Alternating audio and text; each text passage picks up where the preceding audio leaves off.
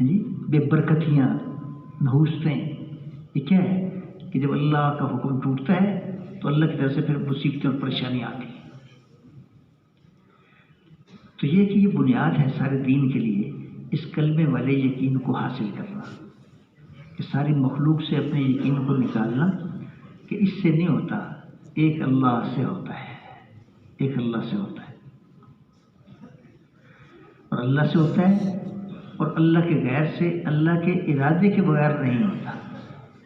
اس لیے کہ یہ اسباب کی دنیا یہ بھی اللہ نے بنائی ہے، ہر چیز کے اسباب اللہ پاک نے پیدا کیے ہیں، اور حاجت پڑنے پہ انہیں اختیار کرنے کا حکم بھی دیا ہے، ان اسباب کو اختیار کرنے کا حکم بھی دیا ہے۔ اچھا، یہ سب کچھ کر کے پھر مطالبہ یہ ہے کہ یہ کہو کہ اس سے نہیں ہوتا، اللہ سے ہوتا ہے۔ ایک آدمی جنگل میں ہے جہاں کوئی سبب نہیں ہے، وہاں جب کام ہوگا تو بے ساختہ کہے گا اللہ نے کیا، لیکن ساری اسباب کی دنیا میں رہتے ہوئے اس کو کہنا کہ اللہ سے ہوا، یہ بہت مشکل بات ہے۔ اس کے لیے ہمیں محنت کر کے اس بات کا یقین بنانا پڑے گا۔ بس جتنا یقین بنے گا اتنا حکموں کو مان کے چلیں گے، جتنا یقین بنے گا وہ اتنا ہی حکموں پہ چلیں گے، اتنا دین پہ چلیں گے۔ اگر یقین کامل بن گیا تو انشاءاللہ پوری زندگی دین کے مطابق گزار لیں گے، اور اگر خدا نخواستہ یقین کامل نہ ہوا، ناقص ہوا، ادھورا ہوا، تو کچھ دین پہ چلیں گے، کچھ دین پہ نہیں چل سکیں گے، کچھ دین پہ چلیں گے، کچھ دین پہ نہیں چل سکیں گے۔ اس لیے کہ حکموں کا ٹکراؤ آتا ہے، حکموں کا ٹکراؤ آتا ہے اپنے مفادات کے ساتھ زندگی میں۔ اس لیے کہ اسلام، اس میں کوئی شک نہیں کہ عقائد کے بعد سب سے بڑا شعبہ عبادات کا ہے، لیکن صرف عبادات کل دین نہیں ہے۔ کل دین میں پوری زندگی آئے گی، زندگی کا ہر شعبہ آئے گا، اور ہر شعبے میں پابند بن کے چلنا اللہ پاک کے حکموں کا اور جناب رسول اللہ صلی اللہ علیہ وسلم کے مبارک طریقوں کا، حضور کے طریقوں کا۔ تو اب یہ کہ میں یہ عرض کروں کہ زندگی میں اگر ہم غور کریں تو کمائی میں بھی ٹکراؤ آئے گا، معاشرتی زندگی میں ٹکراؤ آئے گا، حقوق کی ادائیگی میں ٹکراؤ آئے گا، یہ پوری زندگی میں ٹکراؤ ہے۔ ایک طرف اللہ کا حکم ہے، اس کا تقاضا کچھ اور ہے، ہمارا ذاتی مفاد وہ اس کے مقابلے میں آتا ہے، تو اس وقت اپنے ذاتی مفاد کو قربان کر کے حکم پہ کون جم سکے گا؟ وہ جم سکے گا جس کے دل میں واقعی اس بات کا یقین اتر چکا ہو کہ سب کچھ کرنے والی ذات اللہ کی ذات ہے، اللہ سے ہوتا ہے، اللہ کے غیر سے، اللہ کے ارادے کے بغیر نہیں ہوتا۔ اگر آج ہم نے ہیرا پھیری کر کے وہ اسباب کچھ اکٹھے کر بھی لیے، ان اسباب سے کیا ہوگا؟ وہ ہوگا جو اللہ چاہیں گے، ان اسباب سے وہ ہوگا جو اللہ چاہیں گے۔ جس کے پاس وہ سبب ہے اس کی مرضی نہیں چلے گی، مرضی اللہ کی چلے گی۔ اس نے ایک آدمی کو اللہ نے مال دیا، بیمار ہوا تو علاج کی بہترین سہولتیں تو وہ حاصل کر سکتا ہے اس مال کے ذریعے سے، لیکن صحت مل جائے یہ اس کے بس کی چیز نہیں، نہ ڈاکٹروں کے بس کی چیز ہے، وہ تو اللہ کے ارادے پہ ہے۔ اللہ چاہیں گے تو صحت ملے گی، اللہ نہیں چاہیں گے صحت نہیں ملے گی، صحت نہیں ملے گی۔ اور اللہ صحت دینا چاہیں تو اللہ پاک صحت دینے میں اس پورے نظام میں سے کسی کے محتاج نہیں ہے، چاہے تو اس علاج کے ذریعے سے صحت دے دیں اور چاہے تو بغیر علاج کے صحت دے دیں، وہ تو قادر ہے، قادر ہے۔ محترم بزرگوں، دوستوں، اس یقین کو حاصل کرنا بنیاد ہے سارے دین کے لیے، اور اسی میں آج ہم مغالطے میں ہیں۔ اس لیے کہ ہم یعنی ایک یوں سمجھا جاتا ہے کہ ہم تو مسلمان ہیں، ایمان ہمارے پاس ہے، اور اس میں کوئی شک بھی نہیں، اس میں کوئی شک بھی نہیں، ہم مسلمان ہیں، ایمان بھی ہے، لیکن اتنا ایمان کا وہ درجہ جو آدمی کو اپنی پوری زندگی میں حکموں کا پابند بنانے پہ چلا دے، اتنا ایمان کا حاصل کرنا ہر شخص کے لیے ضروری ہے، ہر شخص کے لیے ضروری ہے۔ اور یہ ایسا ضروری ہے کہ کھانے سے بھی پہلے، پہننے سے بھی پہلے، باقی ساری چیزوں سے پہلے اس ایمان کا حاصل کرنا ضروری ہے، اس یقین کا حاصل کرنا ضروری ہے۔ اس لیے کہ اگر ایک آدمی وہ کمائی کے ذرائع حاصل نہیں کر سکا، فاقہ آ گیا، حتیٰ کہ فاقے میں سے مر گیا، تو اس پہ کل اس سے پوچھنی ہوگی کہ فاقے سے کیوں مرا ہے کل قیامت میں۔ لیکن اگر ایک آدمی بغیر ایمان کے مر گیا یا ایمان کی کمزوری کے ساتھ مر گیا تو اس کا اسے جواب دینا پڑے گا، اس کا جواب دینا پڑے گا۔ تو یہ تو ہر چیز سے پہلے ضروری ہے۔ اور ہم اگر غور کریں صحابہ کی زندگی کو کہ نبی اسلام جب صحابہ کو اپنے ساتھ لے کے چلے ہیں تو اس یقین کی خاطر اور اس یقین کی بنیاد پہ جس زندگی کی طرف بلایا جا رہا ہے یعنی اسلام والی زندگی، اس کے لیے اختیار کرنے میں فاقے آئے۔ فاقوں کی بھی نوبت بعض اوقات یہاں تک پہنچی، مشہور قصہ سریۃ العنبر کا کہ ایک سمندر کے کنارے ایک تشکیل تھی 300 آدمیوں کی، اور چلتے ہوئے اس وقت عام طور پہ روپے پیسے نہیں ہوتے تھے، وہ اپنے ساتھ جو اور اس طرح کی جو کھانے پینے کی چیزیں وہ ساتھ لے لیا کرتے تھے، کھجوریں۔ ایک وقت آیا کہ وہ کھانے کا سامان بہت تھوڑا رہ گیا اور بعضوں کے ساتھ بالکل ختم ہو گیا۔ تو امیر نے کہا کہ سب جو جس کے پاس ہے سب اکٹھا کرو، سب اکٹھا کر لیا۔ اس کے بعد نوبت یہاں تک پہنچی کہ ہر آدمی کو ایک کھجور روزانہ ملتی تھی 24 گھنٹے کے لیے۔ یہ کہنے میں بہت آسان ہے، کہنے سننے میں بہت آسان ہے، 24 گھنٹے میں ایک کھجور، یہ واقعہ ہے، کیا عجیب یقین تھا۔ اس ایک کھجور کے ساتھ بھی کوئی آدمی مطالبہ نہیں کر رہا کہ جی پہلے ہمارے کھانے پینے کا انتظام کرو، اور رک نہیں رہا کوئی شخص بھی، سفر کر رہے ہیں اس حال میں بھی ایک کھجور کے ساتھ۔ جب بعد میں یہ قصہ بیان کیا تو کسی نے پوچھا بیٹھے سننے والوں میں سے کہ ایک کھجور سے کیا ہوتا تھا؟ انہوں نے کہا اس کی قدر سنائی جب وہ ایک کھجور بھی باقی نہ رہی، اب صرف گٹھلیاں تھیں رکھی ہوئی تھیں، اس کو چوستے تھے اور پانی پی لیتے تھے۔ واقعات ہیں، یہ یقین اتنی بڑی سرمایہ ہے کہ بھوکے کو بھی اتنی مشقت کروا دیتا ہے۔ پھر اللہ کی طرف سے معاملہ آتا ہے جو اللہ کے لیے کرتے ہیں، اس لیے کہ دین سارا تو اللہ ہی کے لیے کرنے کا نام ہے، دین سارا تو اللہ ہی کے لیے کرنے کا نام ہے، وہ اپنی شہرت کے لیے، اپنے دنیاوی نفع حاصل کرنے کے لیے، دنیاوی بڑائی حاصل کرنے کے لیے نہیں ہے، ورنہ وہ دین رہتے ہی نہیں۔ اگر اس میں نیت خراب ہو جائے تو پھر وہ دین نہیں رہتا، وہ تو اللہ کے ہاں قابل قبول ہی نہیں۔ سر اللہ تعالیٰ شاہ نے ایسا فضل فرمایا کہ دور سے دیکھا کہ بہت جیسے کوئی چٹان سی ہوتی بڑی سی، قریب یہ دیکھا مچھلی تھی، اتنی بڑی مچھلی کہ جب اس کی آنکھ کا سوراخ کیا تو آنکھ سے چربی نکالنے کے لیے 13 صحابی اس کے اندر داخل ہوئے، اس کی آنکھ کے حلقے میں، اس کی آنکھ کے حلقے میں 13 افراد داخل ہوئے، اس کی چربی اور مشکیں بھر لی، چربی سے مشکیں بھر لی اور گوشت اس کا سکا لیا اور ہر شخص نے اپنے ساتھ توشے میں رکھ لیا۔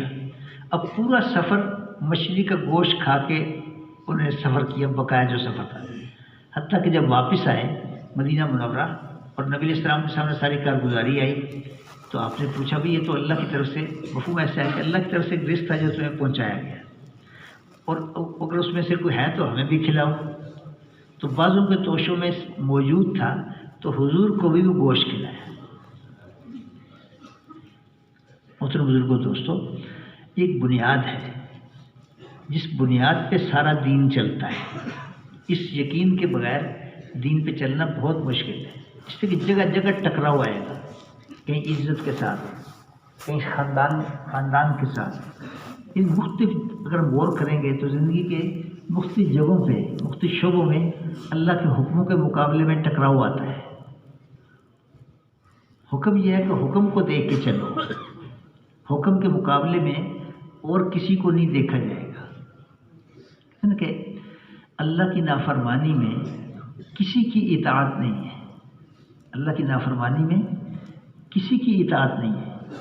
اگر ہمارے خاندان والے ایک بات پہ ہمیں مجبور کر رہے ہیں اور وہ حکم کے خلاف ہے تو ہم ان کی بات ماننے کے پابند نہیں ہیں، ہم تو اللہ کی بات ماننے کے پابند ہیں۔ اگر کاروباری زندگی میں ایسا ٹکراؤ آ جاتا ہے کہ حکم کو پورا کرتے ہیں تو بہت بڑا نفع چھوڑنا پڑ جائے، یا کوئی نقصان برداشت کرنا پڑ جائے، تو ہم حکم کے پابند ہیں، ہم اس نفع نقصان کے پابند نہیں ہیں کہ نفع ہوگا یا نقصان ہوگا، ہمیں تو حکم پورا کرنا ہے۔ اس لیے کہ نفع دینے والا کون ہے، نقصان دینے والا کون ہے، نقصان سے بچانے والا کون ہے۔ جب اس دل میں یہ ہوگا کہ اللہ نفع اللہ دیتے ہیں، نقصان سے اللہ بچاتے ہیں، تو پھر ہم حکم کو دے کے جب چل سکیں گے۔ اگر یہ یقین اندر راسخ نہیں ہے تو پھر مشکل ہوگا۔ اب یہ کہ اللہ پاک یعنی اس بات کا یقین دل میں اتارنا، اور اس بات کا یقین اتارنا کہ اللہ تعالیٰ شان نے حضور اکرم صلی اللہ علیہ وسلم کے ذریعے جو ہمیں زندگی گزارنے کے طریقے بتائے ہیں، ان طریقوں میں ہی کامیابی ہے، اس کے علاوہ میں کامیابی نہیں ہے۔ جتنے تو کوئی دنیا مختلف طریقے زندگی گزارنے کے چل رہے ہیں، وہ سب اللہ کے ہاں ناپسندیدہ ہے اور غیر مقبول ہے۔ اللہ کے ہاں کوئی طریقہ قابل قبول نہیں، اللہ کے ہاں صرف اسلام والا طریقہ زندگی گزارنے کا قابل قبول ہے۔ اب اس بات کا یقین بنانا پڑے گا کہ نبی علیہ السلام نے جو زندگی گزارنے کے طریقے بتائے، اسی میں کامیابی ہے۔ اب اس موقع پہ ایک بات تھوڑی سی ذرا باریک سی لگتی ہے۔ ایک ایک آدمی سنت والی زندگی اختیار کر رہا ہے، کرنی ہے۔ ایک یہ ہے کہ اس سنت والی زندگی کو اختیار کرنے میں، حضور والے طریقے والی زندگی کو اختیار کرنے میں کامیابی کا یقین بنانا، اس یقین کے ساتھ ان عملوں میں لگنا کہ اسی پہ اللہ کی طرف سے کامیابی ملے گی، اس کے علاوہ کامیابی نہیں ملے گی۔ جیسے کلمے کے پہلے حصے میں نفی بھی ہے، اثبات بھی ہے۔ پہلے لا الہ الا اللہ، اللہ کے سوا کوئی الہ نہیں، الا اللہ، اللہ ہی الہ ہے، کہ اللہ کے علاوہ کا انکار بھی کرنا ہے اور اللہ پاک کی ذات عالی کا اقرار کرنا ہے۔ ایسے ہی محمد الرسول اللہ، اس میں بھی دونوں رخ ہیں۔ ایک تو اس بات کا یقین کہ جو طریقے حضور اکرم صلی اللہ علیہ وسلم اللہ کی طرف سے لے کے آئے، تو انہی طریقوں میں دنیا آخرت کی کامیابی ہے، انہی طریقوں میں دنیا آخرت کی کامیابی ہے۔ اور اس کے ساتھ اس کو بھی کہنا پڑے گا کہ آپ کے طریقوں کے علاوہ جتنے طریقے دنیا میں چل رہے ہیں، چاہے وہ غیروں کے بنائے ہوئے ہیں، چاہے اپنوں کے بنائے ہوئے ہیں، چاہے ہمارے خاندان برادری کے بنائے ہوئے ہیں، ان سب طریقوں میں ناکامی ہے، ان سب طریقوں میں ناکامی، اس کا بھی یقین بنانا پڑے گا۔ اس لیے کہ کلمہ ہے، کلمہ لا الہ الا اللہ محمد الرسول اللہ، اس کلمے والے یقین، یہ کلمے والے یقین بنیاد ہے پوری اسلامی زندگی کے لیے، اور اس پہ اللہ کے وعدے ہیں۔ اسلام تو وہ زندگی گزارنے کا طریقہ ہے جو اللہ نے خود پسند فرما کے اپنے بندوں کے لیے نازل فرمایا ہے، یہ انسانوں کو کھڑا ہوا نہیں ہے، یہ تو اللہ تعالیٰ نے خود پسند فرما کے اپنے بندوں کے لیے نازل فرمایا، یہ قیامت تک کے لیے ہے، قیامت تک کے لیے، اس سے پہلے زمانے کے لیے نہیں تھا۔ اور اس کے طریقے جیسے پہلے وقت میں مؤثر تھے، آج بھی مؤثر ہیں، قیامت تک مؤثر رہیں گے، قیامت تک مؤثر رہیں گے۔ ہاں، زمانے کے بدلنے سے، وقت کے بدلنے سے اس پہ اثر نہیں پڑتا، یہ قیامت تک کے لیے اللہ نے نازل فرمایا ہے، اللہ نے نازل فرمایا ہے۔ اس یقین کے ساتھ، اب یہ یقین اگر آدمی محنت کر کے حاصل کر لے، تو اس یقین کے ساتھ جب اللہ کی عبادت میں لگیں گے، اس پہ اللہ کی طرف سے اتنی رحمتیں آئیں گی، اتنے اللہ پاک رحمتیں، برکتیں اور اتنی سکینہ اللہ نازل فرمائیں گے، اور ہماری زندگی کو اتنا پاکیزہ کر دیں گے، آسان کر دیں گے کہ واقعی دنیا میں بھی ہم مزے کریں گے۔ اصل مزے تو آخرت میں ہیں، لیکن اس یقین کے ساتھ عبادت میں لگنے والے کو دنیا میں بھی اللہ چمکائیں گے، عزت دیں گے۔ آتا نا کہ جب آدمی فرائض کے ساتھ ساتھ نوافل کا بھی اہتمام کرتا ہے، ہر چیز میں فرائض بھی ہیں، نوافل بھی ہیں۔ جیسے نماز ہے تو نماز میں کچھ فرض ہے، کچھ سنت نفل ہیں، ایسے زکوٰۃ میں کچھ فرائض کے درجے کی چیزیں واجب کی، کچھ نفل کے درجے کی چیزیں ہیں۔ جب آدمی فرائض کے ساتھ ساتھ نوافل کا بھی اہتمام کرتا ہے تو ایک وقت آتا ہے کہ یہ بندہ اللہ کے ہاں مقبول ہو جاتا ہے۔ پھر اللہ جبرائیل کو بلاتے ہیں علیہ السلام کہ میں فلاں آدمی سے محبت کرتا ہوں، تم بھی اس سے محبت کرو، تو جبرائیل علیہ السلام بھی اس سے محبت کرنے لگتے ہیں۔ پھر اور یہ مسلسل لگا ہوا اپنے کام میں، پھر جبرائیل السلام پہلے آسمان کے فرشتوں میں اعلان کر دیتے ہیں کہ فلاں شخص اللہ کا محبوب ہے اور تم بھی اس سے محبت کرو. تو پہلے آسمان والے اس سے محبت کرنے لگتے ہیں، پھر دوسرا، تیسرا، حتیٰ کہ 7 آسمانوں میں اس کی محبت پھیلا دی جاتی ہے. اور یہ بندہ مسلسل پھر اپنے کام میں لگا ہوا ہے. پھر اللہ تعالیٰ شانو اس کی محبت زمین پہ اتار دیتے ہیں. ان لوگوں کے دلوں میں خود بخود محبت پیدا ہوتی ہے اس کے بارے میں. حالانکہ اس شخص سے ہمیں کوئی برایاس بھی شاید نفع نہ ملے، کچھ نہ ملا ہو، لیکن ان کی محبت اللہ دلوں میں ڈال دیتے ہیں، دلوں میں ڈال دیتے ہیں. اب یہ محبت، یہ ساری عزت کس پہ ملی؟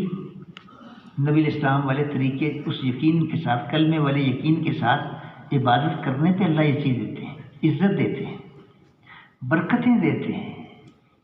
جان میں برکت، مال میں برکت، رزق میں برکت، عمر میں برکت، عمر میں برکت. اور پھر یہ کہ اس یقین کے ساتھ جب ہم عبادت میں لگیں گے، اور عبادت نماز چونکہ اس لیے زیادہ اس کو بیان کیا جاتا ہے کہ باقی عبادات روز نہیں ہیں. روزے سال کے بعد آئیں گے، زکوٰۃ سال کے بعد آئے گی، حج زندگی بھر میں ایک دفعہ کی بات ہے. روز کی چیز کیا ہے؟ نماز ہے، اور دن میں 5 دفعہ ہے. یعنی اگر ہم اس پہ اگر دیکھیں نبی علیہ السلام و صحابہ کی زندگی میں کس طرح وہ نماز میں لگتے تھے، اور اپنی نمازوں کے سے کیسے اللہ نے ان کے مسئلے حل فرمائے. تو ہم انسان ہیں نا، انسان ہر وقت حاجت مند ہے، انسان ہر وقت محتاج ہے. اس کی احتیاج ختم نہیں ہوتی. مثلا بھوک ایک حاجت ہے نا، بھوک لگی، کھانا کھایا تو وقتی طور پہ یہ حاجت دب گئی. 6-7 گھنٹے کے بعد پھر یہ حاجت ابھر آئے گی، پھر کھائے گا، پھر حاجت دب گئی، تو کچھ گھنٹوں کے بعد پھر یہ حاجت ابھر آئے گی. انسان تو ہر وقت حاجت مند ہے، ہر وقت حاجت مند ہے. اور حاجتوں کا پورا ہونا یہ انسانی ضرورت ہے کہ جو حاجت ہے وہ پوری ہو جائے. اور اس کے لیے اللہ تعالیٰ شانوں نے اس امت کو یہ نماز عطا فرمائی کہ اس کلمے والے یقین کے ساتھ نماز میں لگنا، کلمے والے یقین کے ساتھ نماز میں لگنا، اس پہ اللہ تعالیٰ شانوں ہماری دنیا آخرت کے سارے مسائل حل فرمائیں گے. دنیا آخرت کے سارے مسائل حل فرمائیں گے. نبی علیہ السلام کے معمولات میں کیا نقل کیا گیا کہ آپ کو جب کوئی سخت امر پیش آتا تھا تو فوراً نماز کی طرف متوجہ ہو جاتے تھے. یہ آپ کا معمول تھا. کسی لائن کی کوئی پریشانی آئی، یہ جو بدر کا قصہ میں نے آپ سے عرض کیا، تو اس رات ساری رات آپ نے کیا کیا؟ اپنے خیمے میں نماز پڑھتے رہے، دعا کرتے رہے، نماز پڑھتے رہے، دعا کرتے رہے، حتیٰ کہ صبح کے وقت میں سیدنا ابوبکر صدیق حاضر ہوئے اور عرض کی یا رسول اللہ بس فرما دیجیے، اب اللہ کی مدد آئے گی. اس وقت میں بھی نماز کے سے اللہ سے اپنے اس مسئلے کو حل کروایا. حل تو اللہ کرتے ہیں، اللہ نے ہمیں ایک ہتھیار دے دیا، ایک راستہ دے دیا. ساری حاجتوں کو پورا کرنے والے کون ہیں؟ وہ تو اللہ ہے. تو اللہ نے کتنا آسان راستہ دے دیا. دیکھو یہ ایسا راستہ ہے، اس کو امیر بھی اختیار کر سکتا ہے، غریب بھی اختیار کر سکتا ہے. جس کے پلے کچھ نہیں دنیا کے اعتبار سے، وہ بھی نماز کے سے اللہ سے اپنی حاجتوں کو مانگ سکتا ہے اور پوری کروا سکتا ہے. بادشاہ ہے، فقیر ہے، مرد ہے، عورت ہے، کوئی بھی ہے. تو یہ ایسا آسان نسخہ اللہ نے ہمیں دے دیا نماز کی شکل میں کہ اللہ کے سامنے جھکنا. اب کیا ہے؟ پہلے اللہ اکبر کر کے کھڑے ہو کے اللہ کی تعریف کرنا. یہ اللہ کی تعریف کرنا اللہ کے یہاں بہت پسندیدہ ہے. سبحان اللہ، الحمدللہ، اللہ اکبر، لا الہ الا اللہ. اور اس کے بھی جتنے کلمات ہیں اللہ کی تعریف کے، جب یہ بندہ اللہ کی تعریف کرتا ہے اللہ بہت خوش ہوتے ہیں، بہت خوش ہوتے ہیں.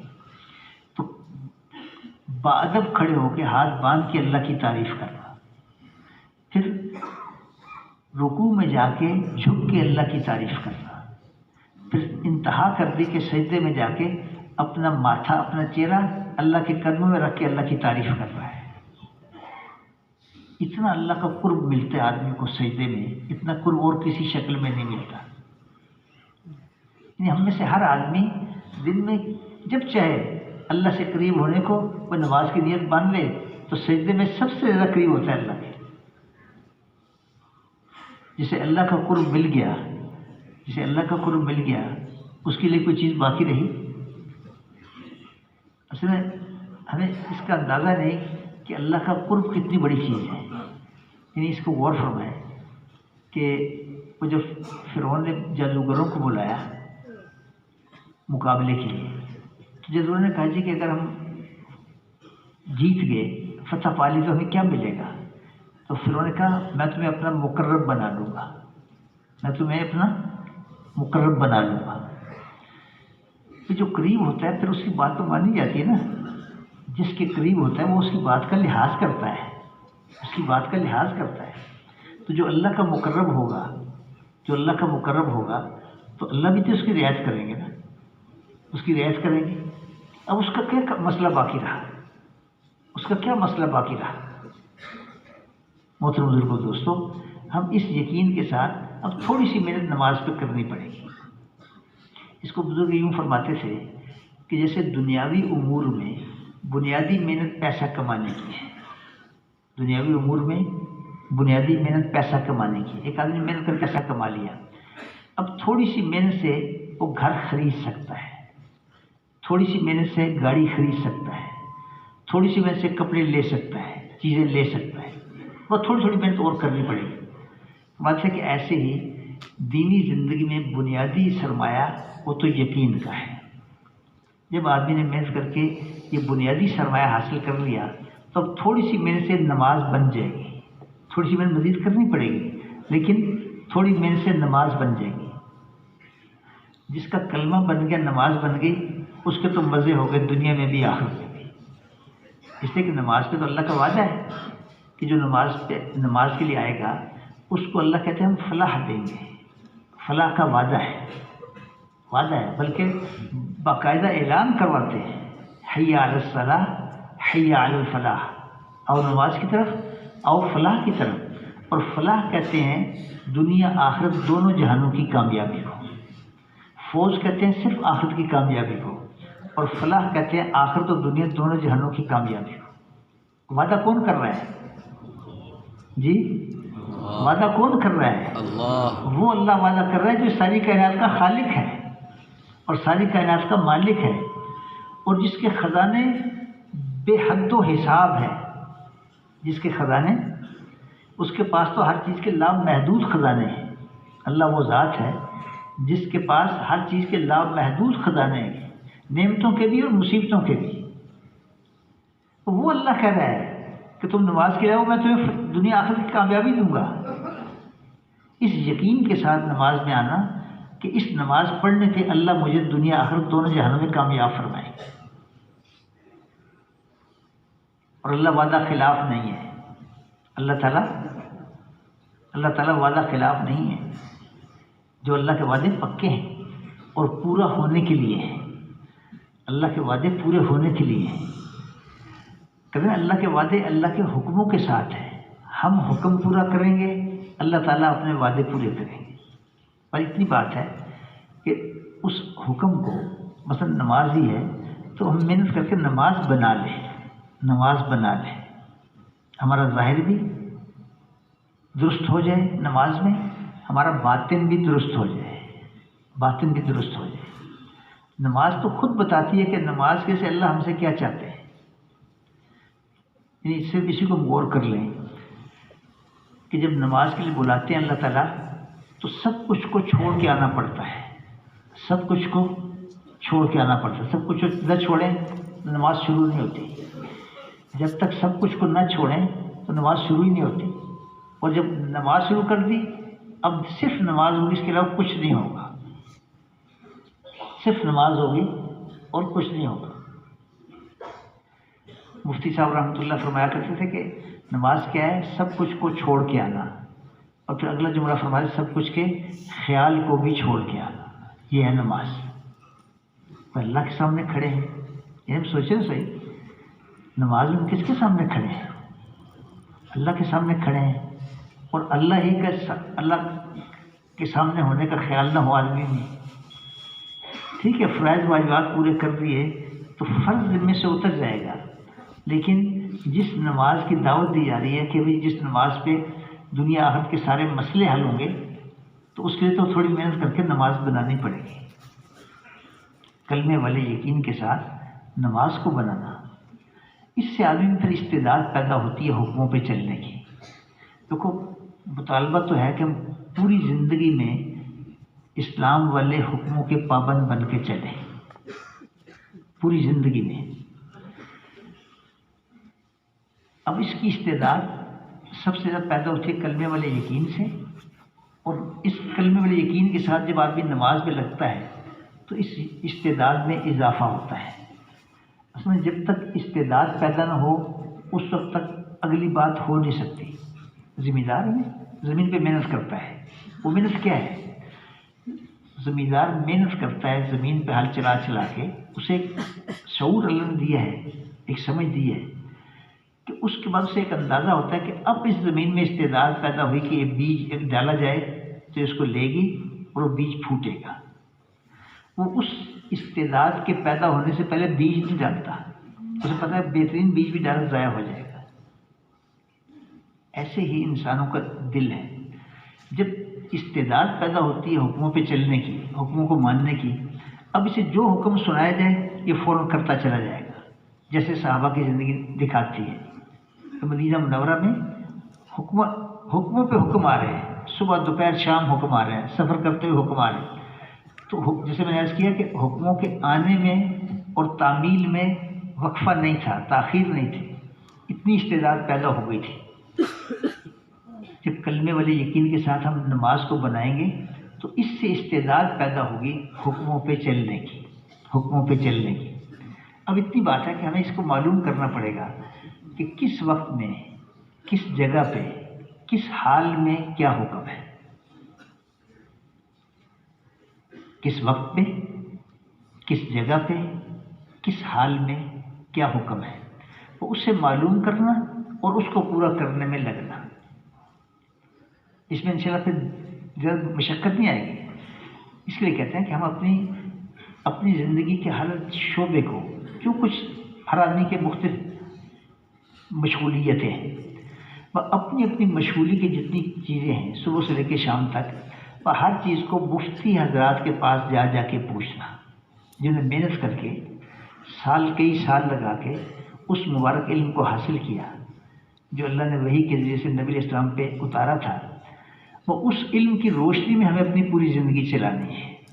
اس لیے کہ اس علم کی روشنی میں چلیں گے تو ٹھیک چلیں گے، اس سے ہٹ کے چلیں گے یہ زندگی کبھی ٹھیک نہیں چل سکتی، اس میں کبھی خیر نہیں آئے گی۔ جو بازار نبی علیہ السلام والے علم کی روشنی میں چلیں گے ان بازاروں سے خیر نکلے گی، ان بازاروں میں برکتیں آئیں گی، اللہ پاک کی رحمتیں نازل ہوں گی۔ اور جو بازار حضور والے علم سے ہٹ کے چلیں گے وہ خرابی کا باعث بنیں گے، ان سے فساد پیدا ہوگا۔ سیکھنا پڑے گا۔ اگر ہم کاروبار کرتے ہیں ہمیں سیکھنا پڑے گا کہ کاروبار سے متعلق نبی علیہ السلام نے کیا علم دیا ہے۔ کوئی ذمہ دار ہے تو ذمہ داری کا علم سیکھے، کوئی دفتر میں کام کرتا ہے تو اس کا علم سیکھے۔ کوئی جگہ ایسی نہیں ملے گی جس کے بارے میں اللہ کے نبی علیہ السلام نے ہماری رہنمائی نہ فرمائی ہو۔ ہر چیز کے بارے میں، انفرادی زندگی کے بارے میں بھی، اجتماعی زندگی کے بارے میں نبی علیہ السلام نے امت کو طریقے دیے، ان طریقوں کو سیکھنا پڑے گا، ان کو سیکھ کر اور اس کے مطابق اپنی زندگی بنانی ہوگی، اس یقین کے ساتھ کہ ہم اس حکم کو پورا کریں گے نبی علیہ السلام کے طریقے پہ، اور اس پہ اللہ ہمیں کامیاب فرمائے۔ دیکھو ساری محنتیں جو انسان کر رہے ہیں، اس ساری محنتوں سے کیا چاہتے ہیں؟ کامیابی چاہتے ہیں، عزت چاہتے ہیں، خوشیاں چاہتے ہیں، جی یہ سب کس کے پاس ہیں؟ تو اللہ نے سب کچھ دینے کا وعدہ حکموں کی زندگی میں کیا ہے۔ اگر ہم حکموں کو قربان کر کے مال کو، چیزوں کو، عہدوں کو حاصل کرنے میں لگے ہیں تو یہ کامیابی کا راستہ نہیں ہے، یہ ناکامی کا راستہ ہے، پکی بات ہے۔ اس لیے وہ اس کو سیکھنا، گھر کی زندگی کیسے ٹھیک چلے، ہمارے اڑوس پڑوس والوں کے ساتھ کیسے معاملات ٹھیک چلیں، خاندانوں کے ساتھ ہم کیسے چلیں، یہ سب سیکھنے کی چیزیں ہیں۔ اس میں اتنی گزارش ہے کہ اپنے اندازے پہ نہ چلیں، ایک ہے کہ ہماری جو معلومات ہیں، ایک دینی ماحول میں رہتے ہوئے ہر آدمی کو کچھ نہ کچھ دینی معلومات ہیں، وہ ان معلومات پہ بھروسہ صرف نہیں کرنا، مفتی حضرات سے جا کے باقاعدہ اس کو سیکھا جائے، ایک ایک چیز کو سیکھیں، اس کے مطابق بنانے کی کوشش کریں۔ جب ایک چیز قابو آ گئی اب اگلی چیز کو سیکھ لیں، انشاءاللہ کچھ عرصے میں اللہ کی رضا سے امید ہے کہ پوری زندگی اس ترتیب پہ آ جائے گی۔ اور یہی وہ پسندیدہ زندگی ہے جس کو لے کے صحابہ پھرے تھے تو دنیا میں اسلام پھیلتا چلا گیا، کیونکہ ان کی زندگی کا ہر کام اسلام تھا۔ ان کا اٹھنا، ان کا بیٹھنا، ان کا بولنا، ان کا معاملہ کرنا، لوگوں سے برتاؤ کرنا، سب دین تھا۔ جیسے عبادت دین ہے، ایسے ہی مسلمان کی ہر وہ چیز جو اللہ پاک کے حکم اور نبی علیہ السلام کے طریقے کے مطابق ہو، وہ سب دین ہے اس کا، وہ ساری زندگی دین ہے، اسی زندگی کی دعوت ہے، اسی زندگی کی دعوت ہے۔ جب وہ کہتے ہیں اللہ کی طرف دعوت دو، تو اللہ کی طرف دعوت دینے کا مطلب پھر کیا ہے اگلا، کہ جب سب کچھ اس کے ہاتھ میں تو اس کی مان کے چلو، اس کے ماننے کا نام اسلام ہے، جس کو نبی علیہ السلام نے تفصیل کے ساتھ اپنی امت کو عملاً کر کے دکھا کے گئے۔ تو اس کو سیکھنا اور پھر اس کے مطابق کرنے میں لگنا، اس کے مطابق کرنے میں لگنا، اس لیے کہ جو سیکھا جاتا ہے اس معلومات برائے معلومات نہیں ہے، بلکہ عمل کو درست کرنے کے لیے ہے، عمل کرنا بھی ہے اور عمل کو درست بھی کرنا ہے۔ تو اس کے لیے سیکھنا بھی ہوگا اور اللہ کے یاد کے ذریعے سے اللہ کا دھیان بھی حاصل کرنا ہے، اللہ کے ذکر میں محنت کر کے اللہ پاک کی ذات عالی کا دھیان حاصل کرنا، دھیان حاصل کرنا۔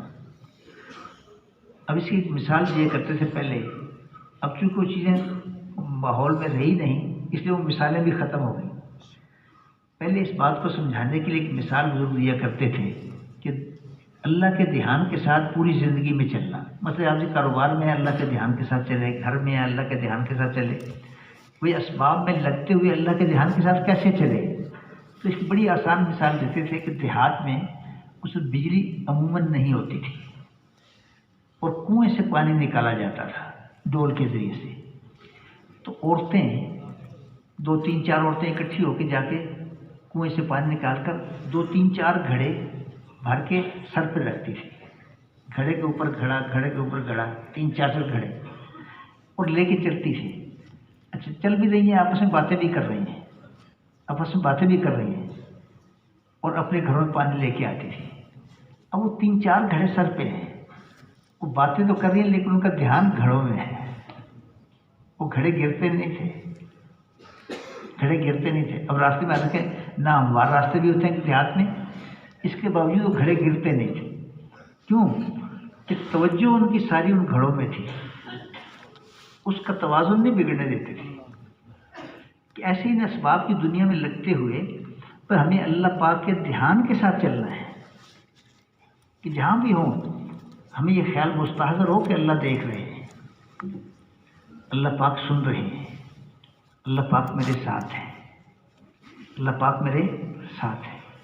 جسے ان باتوں کا دھیان ہوگا اور خیال مستحضر ہوگا وہ اللہ کے حکم کے خلاف کیسے چل سکتا ہے؟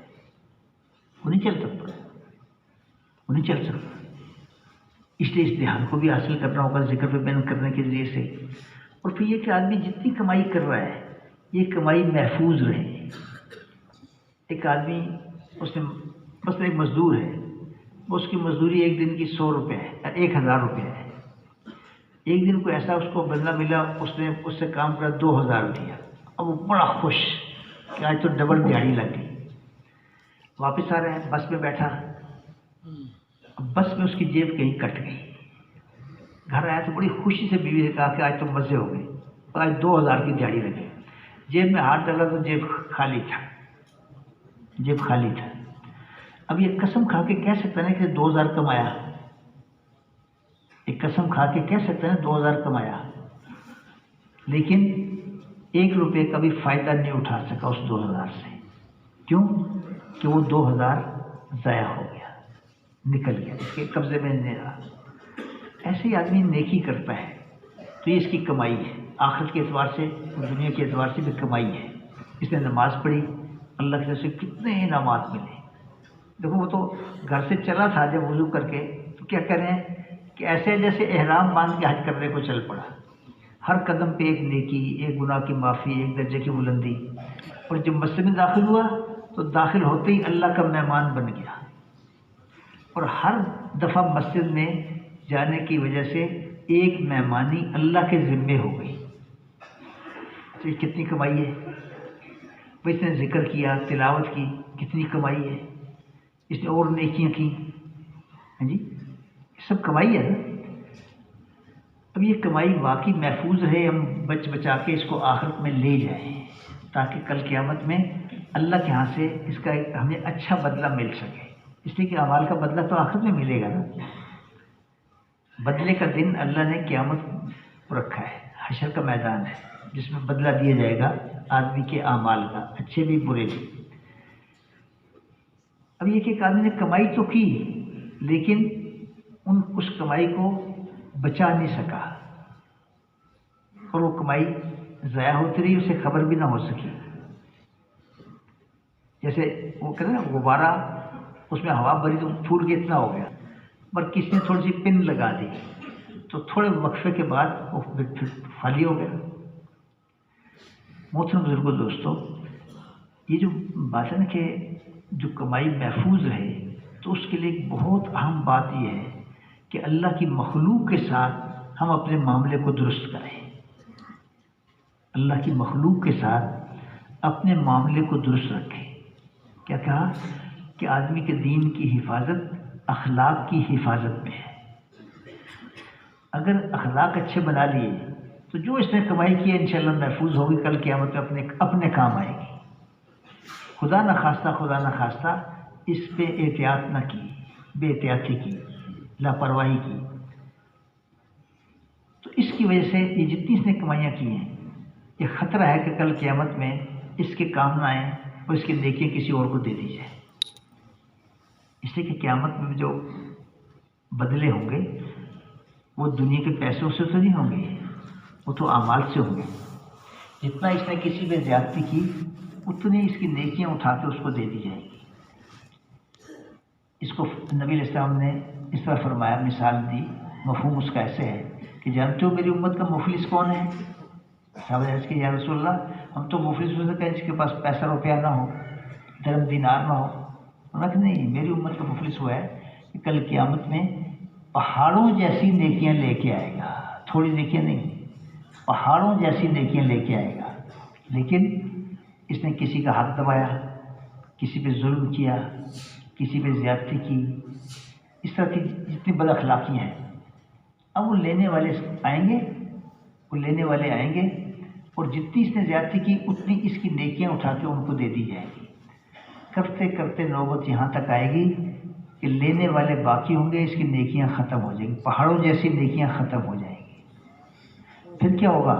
جتنی سے زیادتی کی اتنی ان کی گناہ لے کے اس پہ ڈالے جائیں گے، اور یہ پہاڑوں جیسے نیکیوں والا گناہوں کے پہاڑ کے ساتھ جہنم میں داخل کر دیا جائے گا۔ محترم بزرگوں، دوستوں، یہ بڑی اہم چیز ہے، اپنے اخلاق کو درست رکھنا۔ ایک عمومی بات ہے کہ ہم اللہ کی مخلوق کے بارے میں ہمارے دل میں خیرخواہی، ہمدردی کا جذبہ ہو، اور ہمیں نفع پہنچانا، لوگ کسی کو نقصان نہیں پہنچانا۔ اخلاق کیا ہے؟ اپنی ذات سے دوسروں کو نفع پہنچانا، اور آخری درجہ کیا ہے کہ کسی کو نقصان نہ پہنچائے۔ اگر نفع نہیں پہنچا سکتے، اتنا حوصلہ، اتنا ظرف نہیں ہے کسی کو نفع پہنچائیں، تو پھر کسی کو نقصان نہ پہنچائے۔ اور پھر یہ کہ ہر دوسرے مسلمان کو اپنے سے اچھا سمجھنا، تاکہ کیونکہ جس کو آدمی اپنے سے اچھا سمجھتا نا، اس کا احترام کرنا، اکرام کرنا یہ آسان ہے۔ جس کو آدمی اپنے سے ہلکا سمجھتا ہے اس کے ساتھ یہ کرنا بہت مشکل ہوتا ہے۔ وہ ہر دوسرا مسلمان، اس لیے کہ اللہ کے ہاں تو اعتبار خاتمے کا ہے، کس آدمی کا خاتمہ کیسے ہوا اس پہ معاملہ ہے۔ اب کون اپنے بارے میں یا کسی کے بارے میں کہہ سکتا ہے کہ کس کا انجام واقعی ایمان پہ اور اچھے عمل پہ ہوگا؟ حضرت مجدد الثانی رحمۃ اللہ علیہ تو یہاں تک فرماتے ہیں کہ کسی کافر فرنگی کو بھی حقیر نہ سمجھو، کسی کافر فرنگی کو بھی حقیر نہ سمجھو، اس لیے کہ مرنے سے پہلے پہلے اس کے اسلام لانے کا امکان موجود ہے، امکان موجود ہے، ممکن مرنے سے پہلے مسلمان ہو جائے۔ اور دوسری بات کیا فرماتے ہیں، کوئی مسلمان اپنے اسلام پہ اترائے نہیں کہ مرنے سے پہلے پہلے کفر کا اندیشہ ہے، کفر کا اندیشہ ہے۔ کسے پتہ خاتمہ کیسے ہوگا؟ مگر جو کسی مسلمان کو حقیر سمجھتا ہے وہ خود اسی وقت اللہ کی نگاہ میں حقیر ہو جاتا ہے۔ تو جو اللہ کی نگاہ سے گر گیا تو اس کے باقی چیزوں کی کیا حیثیت باقی رہی؟ یہ اللہ کی مخلوق ہے۔ ہم اس کو اس انداز تھوڑا غور کریں کہ ہمیں کون کہہ رہا ہے کہ اس مخلوق کے ساتھ اچھا برتاؤ کرو؟ اللہ فرما رہے ہیں نا، ہم تو اللہ کی وجہ سے اس مخلوق سے اچھا معاملہ کریں گے، ہم اس سے اگر نہیں کون ہے۔ پھر اس میں درجے بتائیں، ایک درجہ یہ ہے کہ مسلمانوں کے ساتھ اچھا برتاؤ کرنا، بعض امور ایسے ہیں جس میں مسلمان غیر مسلم کو بھی نہیں دیکھا جائے گا، بھئی انسان ہے، انسان ہونے کی وجہ سے ہمیں ان کے ساتھ اچھا برتاؤ کرنے کا حکم دیا گیا۔ اور ایک درجہ یہ بھی ہے کہ جانوروں کے ساتھ بھی اچھا برتاؤ کرنے کا حکم دیا گیا۔ کتنی پاکیزہ زندگی ہے اللہ نے نبی علیہ السلام کے سمے عطا فرمائی، جس میں دوسروں کی اتنی رعایت ہے۔ جب اس زندگی کے ساتھ صحابہ چلے تھے، اسلام پھیلا تھا۔ مولانا یوسف اللہ سے کسی نے پوچھا اسلام پھیل نہیں رہا، ہمارے پھیلتی وہ چیز ہے جس کا وجود ہو، وہ پھیلتی ہے۔ تو ہمیں سے کون کہہ سکتا ہے؟ محترم بزرگوں، دوستوں، یہ اخلاق بہت ضروری چیز ہے، اچھے اخلاق اختیار کرنا۔ فرمایا کہ اچھے اخلاق والوں کو اللہ تعالیٰ جنت کے وسط میں محل عطا فرمائیں گے۔ یہ گویا کہ بڑی خوبی کی چیز ہے کہ اللہ کسی کو وسط جنت میں محل عطا فرمائے، اور یہ اچھے اخلاق پہ فرمایا، اچھے اخلاق پہ فرمایا۔ دوسروں کی ہمدردی، خیر خواہی، نفع پہنچانا، عزت کرنا، احترام کرنا۔ اور مسلمان تو اللہ کا بہت قیمتی ہے۔ دیکھو جس مسلمان ذرہ ایمان والے کی وجہ سے اللہ سارا نظام کائنات چلاتے رہیں گے تو کتنا قیمتی ہے اللہ کا۔ ہم اللہ کی وجہ سے اس کی قدر کریں، اللہ کی وجہ سے اس کی قدر کریں۔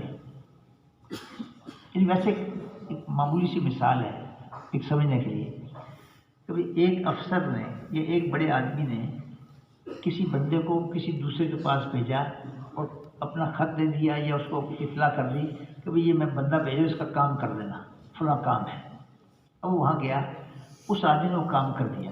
اچھا وہ اس بندے کو نہیں جانتا یہ جو آیا کون ہے، جس بندے نے بھیجا ہے اس کی وجہ سے اس نے اس کا کام کر دیا، اس کی وجہ سے اس کا کام کر دیا، اور اس کا احسان بھی اس بندے پہ نہیں ہے جس نے بھیجا، اس پہ ہے۔ اللہ کہہ رہے ہیں کہ میرے یہ مخلوق ہے، ان کے ساتھ اچھا برتاؤ کرو، ہمیں سے غرض یہ کون ہے؟ وہ اللہ کہہ رہے ہیں اللہ کی وجہ سے ہم اللہ کی مخلوق کے ساتھ اچھا برتاؤ کریں، اللہ کی وجہ سے اللہ کی مخلوق کے ساتھ اچھا برتاؤ کریں۔ اس لیے کہ سارے دین کا حاصل اور خلاصہ کیا ہے؟ کہ اللہ کے احکامات اللہ پاک تک پہنچنے کی رسیاں ہیں کہ جن کے سے آدمی اللہ تک پہنچ سکتا ہے۔ مقصود اللہ تک پہنچنا ہے، مقصود اللہ تک پہنچنا ہے۔ اس لیے کہتے ہیں نا کہ اگر کوئی آدمی خدا نہ خواستہ اس کی نیت ٹھیک نہ ہو، یعنی اللہ تک پہنچنا اس کا مقصود نہ ہو، تو ان اعمال کے ذریعے سے بھی اللہ تک نہیں پہنچ سکے گا، بلکہ الٹی اس کو سزا بھگتنی پڑے گی۔ یعنی قیامت میں کافروں سے پہلے نیت کے بگڑے ہوئے کو جہنم میں ڈالا جائے گا۔ بڑی اہم چیز ہے، ہم اپنی نیت کو بھی دیکھتے رہیں، ہم کیوں کر رہے ہیں۔ اگر ہم مشق کے طور پہ اگر اس کو کر لیں کہ جب وہ کام کر لیں گے تھوڑا رک کے میں کیوں کر رہا ہوں، ایک منٹ کی بات ہے، سیکنڈز کی بات ہے۔ انشاءاللہ اس راستے سے ہم اپنی نیتوں کو ٹھیک کر سکتے ہیں تاکہ ہر کام صرف اللہ ہی کے لیے ہو۔ کیونکہ بڑی پیاری زندگی ہے جو اللہ نے اسلام کی شکل میں حضور اکرم صلی اللہ علیہ وسلم پہ نازل فرمائی اور آپ کو نبی بنایا سارے جہان کے لیے۔ کیا مطلب؟ سارے جہان میں ساری دنیا میں یہ اسلام والی زندگی عام ہو جائے، اس کے لیے اللہ نے نبی علیہ السلام کو مبعوث فرمایا۔ آپ کی بعثت سارے جہان کے لیے ہے، قیامت تک کے زمانے کے لیے ہے، اور اسلام قیامت تک کے لیے ہے۔ یہ کسی 2-4 صدیوں کے لیے نہیں تھا، یہ جیسے پہلے دور میں تھا آج بھی ہے، قیامت تک کے لیے یہی دین ہے۔ اللہ کے ہاں صرف یہی طریقہ پسندیدہ ہے۔ اب یہ کہ اس کو ساری دنیا تک پہنچانا اصلاً تو ذمہ ہے حضور اکرم صلی اللہ علیہ وسلم کی، لیکن ان کو اللہ نے دیے صرف 23 سال، تو اس میں 23 سال میں اتنا تو ہو گیا کہ پورا حجاز اسلام کے دائرے میں آ گیا۔ لیکن آپ نے چونکہ آئندہ کے لیے یہ ذمہ داری منتقل ہو رہی تھی امت کی طرف، کہ اللہ تعالیٰ نے نبی علیہ السلام کی امت کو اس کے لیے منتخب کیا، چنا کس لیے؟ نبیوں والے کام کے لیے۔ جیسے انبیاء علیہ السلام آ کے اپنی امتوں پہ محنت کرتے تھے کہ وہ ان میں ہدایت آ جائے، ان میں دین آ جائے، اور وہ اللہ پاک کی ذات عالی سے نفع اٹھانے والے بن جائیں۔ حضور اکرم صلی اللہ علیہ وسلم پہ اللہ نے نبوت کا سلسلہ بند فرما دیا۔ اب آپ کے بعد کوئی نیا نبی نہیں ہوگا، کوئی نئی نبوت نہیں ہوگی، اور اللہ تعالیٰ شان نے نبی علیہ السلام کی نیابت میں آپ کی پوری امت کو اس کام کی ذمہ داری عطا فرما دی۔ اور یہ ذمہ داری یہ خدا نخواستہ بوجھ نہیں ہے، یہ بہت بڑی شرافت اور کرامت کی بات ہے جو اللہ نے اس امت کو عطا فرمائی ہے۔ یہ ہے امت کام کرے گی نبیوں والا، کتنی بڑی بات ہے، یہ کتنی بڑی بات ہے۔ ہمیں سچی بات ہے اس کا جیسے شعور ہونا چاہیے ویسے نہیں ہے کہ کتنی بڑی اللہ نے ہم پہ اللہ نے کتنا بڑا احسان کیا ہے کہ ہمیں کتنی بڑی چیز عطا فرما دی کہ جس کام کے لیے پہلے خاص طور پہ نبیوں کو بھیجا جاتا تھا، اب نبی نہیں آئیں گے تو وہ کام یہ امت کرے گی۔ اس امت کی جو فضیلت ہے، بڑائی ہے، وہ ساری اس کی وجہ سے ہے، اس کے ذاتی عبادت کی وجہ سے نہیں ہے۔ جہاں اللہ نے فرمایا کہ تم بہترین امت ہو تو اس کی وجہ کیا بتائی کہ تم نیکیوں کا حکم کرتے ہو، برائیوں سے منع کرتے ہو، یعنی اللہ پاک کے حکموں والی زندگی کو پھیلانے کے لیے محنت اور کوشش کرتے ہو۔ یہ امت تو ہے اسی کے لیے۔ نہیں، اگر ہم تھوڑا سا ایک دوسرے رخ سے غور کریں کہ اس امت کا دنیا میں وجود کس لیے ہے؟ ہمیں اللہ نے دنیا میں اس لیے نہیں بھیجا کہ چھوٹے گھر سے بڑا گھر بنانے پہ ساری زندگی لگا کے چلے جائیں، چھوٹے کاروبار سے بڑا کاروبار، چھوٹے عہدے سے بڑا عہدہ، مال کے چھوٹے نقشے سے بڑا نقشہ بنا کے اور اس کو دنیا میں چھوڑ کے چلے جائیں۔ کیا اس کے لیے اللہ نے ہمیں دنیا بھیجا ہے؟ ہم سوچیں تو صحیح۔ ہمیں تو اللہ نے نبی علیہ السلام والے مقصد، آپ والی محنت کے لیے دنیا میں اٹھایا ہے اور ظاہر فرمایا ہے۔ یہ کتنی بڑی بات ہے، کتنی بڑی بات ہے، یہ عزت کی بات ہے، یہ تو شرافت اور کرامت کی بات ہے۔ اور واقعی جن لوگوں نے اس کو اپنے حضور والے مقصد کو اپنا مقصد بنایا، آپ والی محنت کو اپنی محنت بنایا، تو ان کے آج نام نہیں لیتے، کتنے احترام سے لیتے ہیں۔ کسی صحابی کا جب نام لیتے، چاہے وہ غلام تھے کسی زمانے میں، بلال حبشی، کالا رنگ، موٹے موٹے ہونٹ، آج بھی جب نام لیتے کیا کہتے ہیں؟ حضرت بلال رضی اللہ تعالیٰ۔ اور اللہ نے ان کے ناموں میں برکت اور محبت رکھ دی۔ بلال کا نام لے کے بھی دل میں مزہ آتا ہے، مزہ آتا ہے، محبت، ان کے نام میں بھی محبت رکھ دی۔ کون ہے جی؟ ابو ہریرہ، کون ہے جی؟ عبداللہ بن عباس، عبداللہ بن عمر، عبداللہ بن مسعود، ابو بکر، عمر، عثمان، علی، ان کے نام بھی آج عزت کا نشان بن گئے۔ لوگ کتنی یعنی عقیدت سے ان کے ناموں پہ اپنے بچوں کے نام رکھتے ہیں، جبکہ بڑے بڑے بادشاہ دنیا میں گزرے۔ کبھی کسی بچے کا نام فرعون سنا نہیں؟ کتنا بڑا بادشاہ تھا، خدائی کا دعویٰ کیا تھا۔ نمرود سنا، قارون سنا، حامان سنا، ابو جہل سنا، ابو لہب سنا۔ یہ کیا ہے؟ اللہ عزت دیتے ہیں کہ جنہوں نے واقعی حضور والے مقصد کو اپنا مقصد بنا کے اپنی پوری زندگی بھی اس کے مطابق بنائی، اور اس زندگی کی دعوت کو لے کے دنیا میں پھرے، تو اللہ نے ان کو کیسی عزت دی اور کیسی کامیابی عطا فرمائی اور کیسی بزرگی ان کو عطا فرمائی۔ اللہ کے یہ وعدے صرف ان کے ساتھ نہیں تھے، قیامت تک آنے والے مسلمانوں کے ساتھ ہیں۔ جو بھی ان کی طرح بنے گا، بنانے کی کوشش کرے گا، اللہ اس کے ساتھ ایسا ہی کریں گے، اللہ اس کے ساتھ ایسے ہی کریں گے۔ ہم آپ میں سے ہر بندہ ویسا ہو سکتا ہے، اللہ کا دروازہ بہت کشادہ ہے، اللہ کے خزانے بہت زیادہ ہیں، اللہ سارے بندوں کو اپنے وقت کا بہت بڑا ولی بنا دے، اپنا پسندیدہ بنا دے، اللہ کے خزانے میں کوئی کمی نہیں آتی، اللہ کے خزانے میں کوئی کمی نہیں آتی۔ ہم میں سے ہر آدمی سینکڑوں، ہزاروں، لاکھوں کی ہدایت کا ذریعہ بن سکتا ہے، بس اتنی شرط ہے کہ ہم حضور اکرم صلی اللہ علیہ وسلم کے مقصد کو اپنا مقصد بنا لیں، آپ والی محنت کو اپنی محنت بنا لیں، یعنی اپنی باقی سب ضرورتوں کو مؤخر کر دیں اس محنت کے تقاضوں کے مقابلے میں، تو اللہ ہمیں بھی وہ چیز عطا فرما دیں گے، وہ اللہ ہمیں بھی دے دیں گے۔ اس امت کا ایک ایسا فرمایا کرتا ہے، اس امت کی جو اپاہج عورت ہے گھر پڑی ہوئی، لولی لنگڑی، وہ بھی سارے انسانوں کی ہدایت کا ذریعہ بن سکتی ہے، وہ بھی بن سکتی ہے۔ ہم اس انداز سے سوچیں نا صحیح، یہ مسئلہ صرف چلوں کا نہیں ہے، کبھی 4 مہینے لگ گئے، چلا لگ گیا، سال لگ گیا، 7 مہینے نہیں، یہ تو سارے راستے ہیں اس بات تک پہنچنے کے لیے کہ واقعی ہم نبی علیہ السلام والے مقصد کو اپنا مقصد بنا لیں، آپ والی محنت کو اپنی زندگی کی اصل محنت بنا لیں، اس کے لیے یہ اوقات کی ترتیبیں ہیں، اور یہ 4 مہینے اصل نہیں ہے، کیا 4 مہینے کیا حیثیت ہے؟ سال میں 3 دفعہ 4 مہینے گزر جاتے ہیں، ایک 50 سال کا آدمی 150 دفعہ 4 مہینے گزار چکا ہے۔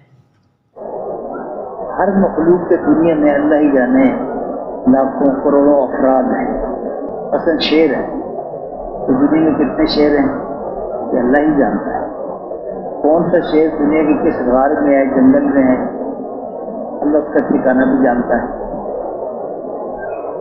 دنیا میں کتنے ہاتھی ہیں، انہیں ہزاروں قسم کی مخلوقات کو پیدا فرمایا، اور ہر مخلوق کے صرف لاکھوں کروڑوں افراد ہیں دنیا میں۔ اللہ پاک ان کو پیدا کرنے والے ہیں، پھر ان کی ہر مخلوق کی کیا ضرورت اور کیا حاجت ہے اللہ پاک اسے جانتے بھی ہیں، اور اسے اس کی ضرورت اور حاجت کو مہیا فرما کر اس کی پرورش کرتے ہیں، تربیت کرتے ہیں، اللہ اسے پالتے ہیں، اس لیے کہ اللہ رب ہے۔ ساری مخلوقات کے رب کون ہے؟ وہ اللہ ہی تو ہے، اللہ کے سوا تو کوئی رب نہیں، اللہ کے سوا کوئی رب نہیں، اس لیے کہ اللہ کی حفاظت کرنے والے ہیں۔ ہم یہاں بیٹھے بڑے اطمینان سے بیٹھے ہیں، کوئی خطرہ نہیں، تو ہم اپنے نظام کی وجہ سے محفوظ نہیں ہیں، اللہ پاک کے نظام حفاظت کی وجہ سے محفوظ ہے۔ حافظ اور حفیظ کون ہے؟ اللہ پاک، اللہ پاک۔ دوسرے بزرگ دوستوں، جیسے یہ ساری چیزیں ان کے خالق اللہ ہیں، ایسے ہی حالات کے خالق بھی اللہ ہے۔ جتنے حالات دنیا میں نازل ہوتے ہیں، ایک فرد پہ حال آتا ہے، ایک خاندان پہ، ایک قوم پہ، ایک شہر ملک پہ، پوری دنیا میں جتنے حالات آتے ہیں وہ سب حالات اللہ پاک کی طرف سے آتے ہیں، اس لیے کہ حالات کے خالق بھی اللہ ہے۔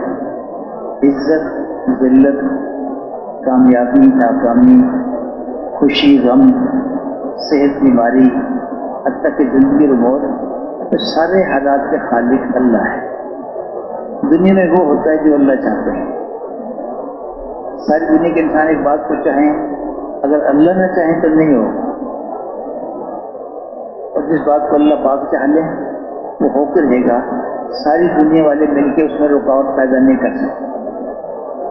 اس کائنات میں چاہت اللہ کی چلتی ہے، جو اللہ چاہتے ہیں وہ ہو جاتا ہے، جو اللہ نہیں چاہتے وہ نہیں ہوتا۔ ما شاء اللہ کان وما لم یشاء لم یکن ولا حول ولا قوت الا باللہ العلی العظیم۔ تو ساری کائنات کی چاہت تو اللہ کی چلتی ہے، جسے اللہ عزت دینا چاہیں گے اسے عزت مل کے رہے گی، اور جسے اللہ پاک ذلیل کرنے کا ارادہ کر لیں وہ ذلیل ہو کے رہے گی۔ اور اللہ تعالیٰ کسی چیز کے دینے میں، کسی حال کے لانے میں مخلوق میں سے کسی کے ذرہ برابر محتاج نہیں ہے۔ اللہ پاک کسی کو عزت دینا چاہیں، اب ہم تو سمجھتے ہیں نا کہ عزت کس کی ہے، اس کے پاس مال زیادہ، عہدہ بڑا، چیزیں زیادہ، ہم کہتے ہیں بڑا عزت والا آدمی ہے، حالانکہ یہ عزت نہیں ہے۔ کہتے ہیں عزت کیسے کہتے ہیں؟ دل سے محبت کرنے، دل سے آدمی کسی کو اچھا سمجھے، دل سے اچھا سمجھے۔ اس کائنات میں مخلوق میں سب سے زیادہ عزت والے کون ہیں؟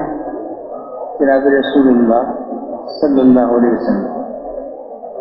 اور دنیا میں سب سے کم چیزوں میں زندگی گزارنے والے کون ہیں؟ جناب رسول اللہ صلی اللہ علیہ وسلم۔ سب سے کم چیزوں میں زندگی گزارنے والے ہیں، اور اس کائنات کے سب سے زیادہ عزت والے۔ عزت اللہ کی طرف سے آتی ہے، نبی علیہ السلام کے راستے سے ملتی ہے اور ایمان والوں پہ آ کے ختم ہو جاتی ہے۔ عزت تو اللہ کے یہاں سے آتی ہے۔ اللہ کسی کے لوگوں کے دلوں میں کسی کی محبت پیدا کر دیں، اس کا احترام پیدا کر دیں۔ اب اس میں ضروری نہیں ہے کہ اس کے پاس مال جو ہوگا، چیزیں ہوں گی تو جب وہ عزت والا ہے، نہیں، جس کو اللہ عزت دینا چاہیں گے اسے عزت ملے۔ اور وہ مال والا ہو جب بھی عزت مل جائے گی، وہ فقیر ہو جب بھی عزت مل جائے گی۔ اور جسے اللہ تعالیٰ ذلیل کرنا چاہیں وہ ذلیل ہو کر رہے گا، چاہے ساری دنیا کا بادشاہ کیوں نہ بن جائے، ساری دنیا کا بادشاہ ہو، لیکن اللہ کا ارادہ اس کے بارے میں ذلت کا ہے تو وہ ذلیل ہو کر رہے گا۔ اس کی حکومت اس کو ذلت سے بچا نہیں سکتی، بچا نہیں سکتی۔ دنیا میں جتنے بھی حالات آتے ہیں اچھے یا برے، وہ سب اللہ پاک کی طرف سے آتے ہیں۔ کہتے ہیں دنیا میں جو کچھ ہو رہا ہے اس کے فیصلے آسمانوں پہ ہوتے ہیں، دنیاوی نظام میں فیصلے نہیں ہیں، بلکہ جو فیصلے آسمانوں پہ ہو گئے اس کا نفاذ ہے۔ دنیا میں نافذ ہوں گے لیکن فیصلے آسمانوں پہ ہوں گے۔ اگر آسمانوں پہ انسانوں کی بدعمالی کی وجہ سے سیلابوں کے فیصلے ہو گئے، زلزلوں کے فیصلے ہو گئے، وہ آ کے رہیں گے، یہ حکومتوں سے روک نہیں سکتی، یہ حکومتیں آنے والے زلزلوں کو روک نہیں سکتی، طوفانوں کو روک نہیں سکتی، سیلابوں کو روک نہیں سکتی، وہ آخر ہے۔ سیدنا علی رضی اللہ تعالیٰ عنہ جب ان کے بارے میں خدشہ ہوا کہ کہیں شہید نہ کر دیے جائیں تو خاندان کے جوان تلواریں لے کے حفاظت کے لیے آ گئے۔ پوچھا کس سے حفاظت کرو گے؟ میں کہا جی کہ ہم تو دنیا والوں سے حفاظت کریں گے۔ تو میں کہ جا کے آرام سے گھروں میں سو جاؤ، اس لیے کہ جو فیصلے آسمانوں کے ہوتے ہیں وہ نافذ ہو کے رہتے ہیں۔ اگر آسمانی نظام میں کسی کی زندگی کا فیصلہ ہے تو ساری دنیا کے حکومتیں، فوجیں مل کے اس ایک آدمی کو ہلاک نہیں کر سکتی، اور اگر کسی کی ہلاکت کا فیصلہ آسمانی نظام میں ہو گیا تو ساری دنیا والے مل کے اس ایک شخص کو اس کی حفاظت نہیں کر سکتے، وہ ہلاک ہو کے رہے۔ حفاظت، ہلاکت، کامیابی، ناکامی، عزت، ذلت، خوشی، غم، یہ سب اللہ کے ہاتھ، سب اللہ کے ہاتھ۔ انبیاء علیہ السلام آ کر اللہ پاک کی صفات کو بیان کر کر کے لوگوں کو اللہ کی طرف بلاتے تھے کہ آج وہ اس اللہ کی طرف جس کے قبضے میں سب کچھ ہے اور جس کے ارادے سے سب کچھ ہو رہا ہے، جس کے چاہنے سے سب کچھ اس کائنات میں ہو رہا ہے۔ اللہ سے ہوتا ہے، اللہ کے غیر سے، اللہ کے ارادے کے بغیر نہیں ہوتا۔ جو کوئی دنیا والے سب اللہ کے ارادے سے ہے۔ ہاں، اگلی بات سمجھنے کی ہے کہ اللہ پاک کے ہاں سے جو فیصلے ہوتے ہیں اس کی بنیاد کیا ہے، ضابطہ کیا ہے؟ تو ضابطہ ہے محمد رسول اللہ۔ اللہ تعالیٰ شاہ نے جناب رسول اللہ صلی اللہ علیہ وسلم کو زندگی گزارنے کا ایک طریقہ عطا فرمایا۔ اس طریقہ زندگی کا نام اسلام ہے۔ اسلام زندگی گزارنے کے اس طریقے کا نام ہے جو اللہ تعالیٰ شاہ نے خود اپنے بندوں کے لیے پسند فرما کے نازل فرمایا ہے۔ اب اللہ کے یہاں کا ضابطہ کیا ہے؟ جو اسلام والے طریقے اختیار کرے گا، نبی کریم صلی اللہ علیہ وسلم والے مبارک اعمال، آپ والے طریقے اختیار کرے گا، اسے اللہ عزت دیں گے، اطمینان دیں گے، خوشیاں دیں گے۔ اللہ اس کی دنیا بھی اچھی کر دیں گے، اللہ پاک اس کی آخرت بھی اچھی کر دیں گے۔ اور جو شخص بھی ان طریقوں سے ہٹے گا، جب کتنا بڑا آدمی کیوں نہ کہلائے، جو بھی ان طریقوں سے ہٹے گا اللہ پاک اس کی زندگی کو توڑیں گے، اس کی دنیا بھی بالآخر بگڑے گی، آخرت بھی بگڑے گی۔ دنیا میں بعض اوقات نافرمانی کرنے پہ وقتی طور پہ فوراً اللہ کی طرف سے پکڑ نہیں آتی، اللہ مہلت دیتے ہیں، تو اس سے مغالطے میں نہیں پڑنا چاہیے، نافرمانی بھی کر رہا ہے اور مزے بھی کر رہا ہے، ایسی بات نہیں، وہ اللہ پاک کی طرف سے مہلت ہے، یہ زیادہ خطرناک چیز ہے کہ جب اللہ کی طرف سے مہلت ملے اور آدمی پھر بھی نہ سمجھے اور اپنی غلطیوں پہ نادم نہ ہو، توبہ نہ کرے، تو پھر اللہ کی طرف سے اچانک پکڑ آتی ہے اور پھر مہلت نہیں ملتی، اچانک پھر پکڑ آ جاتی ہے۔ اس لیے محترم بزرگوں دوستو، اللہ پاک کے یہاں کا ضابطہ یہ ہے کہ جو بھی حضور اکرم صلی اللہ علیہ وسلم کو دیکھ کے چلے گا، اس لیے کہ قیامت تک آنے والوں کے لیے اللہ تعالیٰ نے جسے شخصیت قرار دیا کہ انہیں دیکھ کے چلا جائے، اپنی زندگی کے ہر کام میں انہیں دیکھ کے چلا جائے، وہ حضور اکرم صلی اللہ علیہ وسلم کی ذات مبارکہ ہے۔ اپنے ہر کام میں، قائد میں بھی، عبادت میں بھی، مال کمانے میں بھی، خرچ کرنے میں بھی، معاشرت میں بھی، زندگی روزمرہ کی زندگی ہم گزار رہے ہیں، اپنی زندگی گزارنے میں بھی، اچھا حقوق اور فرائض کی ادائیگی میں بھی، اخلاق میں بھی، یعنی انسانی زندگی کے جتنے شعبے ہیں، ہر شعبے میں ہم کسے دیکھ کے چلیں گے؟ حضور اکرم صلی اللہ علیہ وسلم کو دیکھ کے چلیں گے۔ اس لیے کہ اللہ تعالیٰ شام نے انہیں بہترین نمونہ بنایا انسانیت کے لیے، قیامت تک آنے والے انسانوں کو۔ تو ہمیں تو اپنی ہر چیز میں حضور کو دیکھ کے چلنا ہوگا، حضور نے کیا کیا، کیسے کیا۔ ہمارے لیے تقلید کی چیز وہ ہے، تقلید کی چیز وہ ہے۔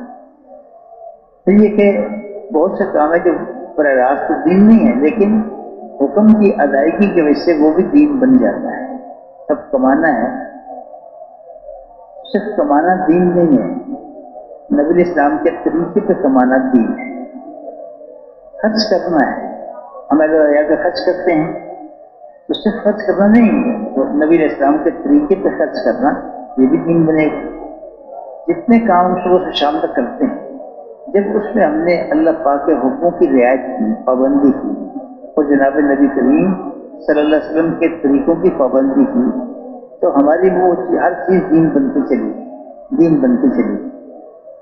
ہمیں تو اپنی پوری زندگی کو دین بنانا ہے، ہمیں اپنی پوری زندگی کو دین بنانا ہے۔ دین صرف عبادت کا نام نہیں ہے، اس میں کوئی شک نہیں کہ عقائد کے بعد سب سے بڑا شعبہ عبادت کا ہے، اور اللہ پاک کے خزاں سے دینے کا بہت بڑا ذریعہ ہے، لیکن صرف عبادت پورا دین نہیں ہے۔ پورا دین جب کہلائے گا، ہم دیندار جب کہلائیں گے جب ہم اپنی زندگی کے ہر چیز میں، ہر بات میں اللہ پاک کے حکم کو دیکھیں گے اور جناب رسول اللہ صلی اللہ علیہ وسلم کے طریقوں کو دیکھ کے چلیں، جب ہم دیندار کہلائیں گے۔ تو ضابطہ یہ ہے کہ جو حضور والے طریقوں کو دیکھ کے چلے گا، اللہ پاک اس کی زندگی بنائیں گے۔ کہتے ہیں کہ فرشتے مقرر ہیں ہر انسان کے ساتھ اعمال لکھنے والے، ایک دائیں طرف ایک بائیں طرف، اچھے کاموں کو دائیں طرف والا لکھتا ہے، غلط کاموں کو بائیں طرف والا لکھتا ہے۔ صبح فرشتے آتے ہیں جو عصر تک اعمال لکھتے ہیں، عصر کے وقت دوسرے فرشتے آتے ہیں، یہ اعمال نامہ لپیٹ کر آسمانوں پہ چلے جاتے ہیں۔ پھر عصر میں جو آتے ہیں وہ صبح تک اعمال لکھتے ہیں۔ کہ دو وقتوں میں میرے آپ کے اعمال آسمانوں پہ جا رہے ہیں۔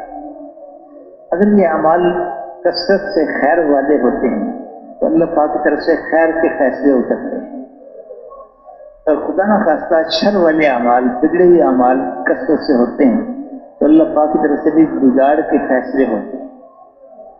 اس دنیا میں جو کچھ ہوتا ہے یہ اس کی بنیاد ہے، اچھے حالات آئیں گے یا برے حالات آئیں گے، زندگی بنے گی یا بگڑے گی، امن ہوگا یا جنگ ہوگی، یہ دنیا والوں کے فیصلوں پہ نہیں ہے، یہ آسمانی فیصلوں پہ۔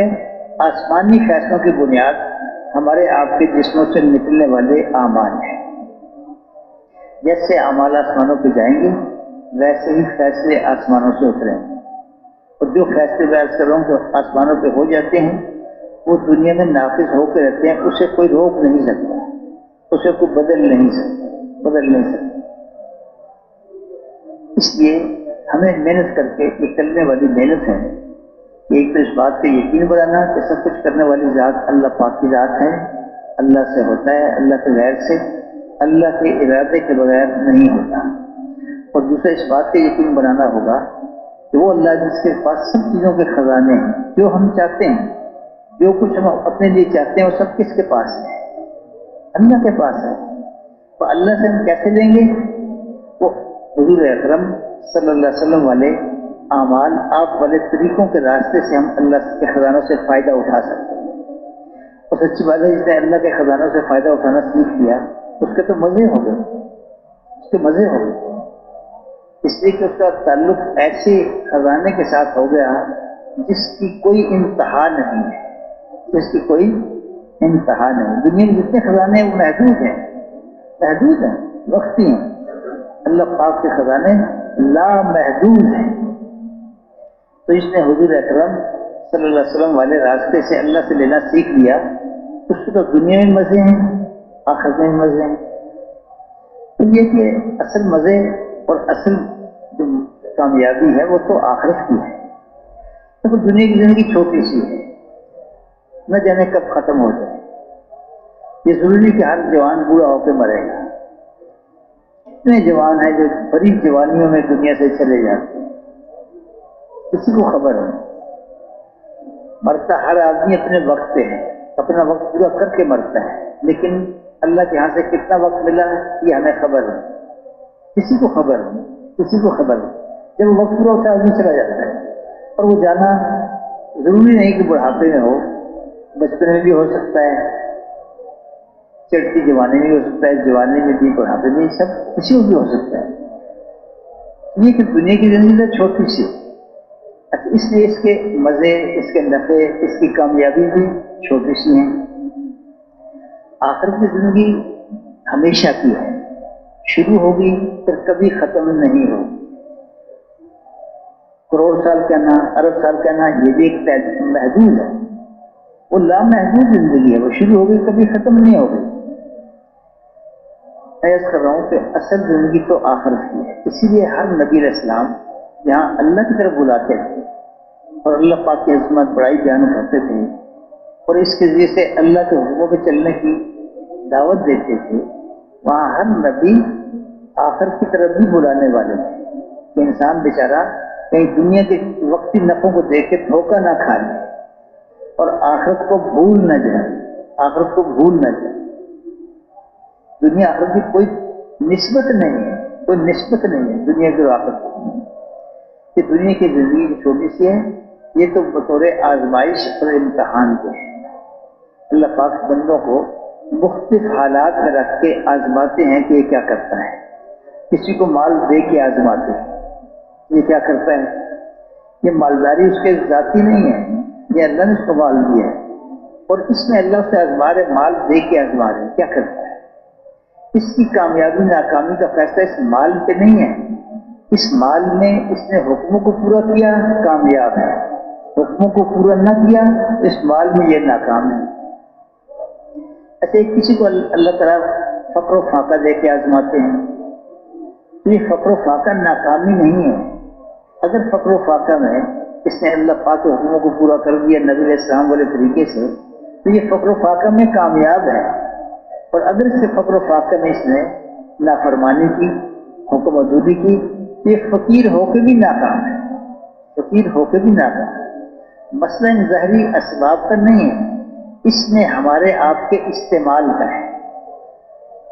اگر ہم اللہ پاک کے حکموں کی اور نبی علیہ السلام کے طریقوں کی پابندی کے ساتھ چل رہے ہیں تو ہر حال میں کامیاب ہیں، فقیر ہو کے بھی، امیر ہو کے بھی، حاکم ہو کے بھی، محکوم ہو کے بھی، مرد ہو کے بھی، عورت ہو کے بھی۔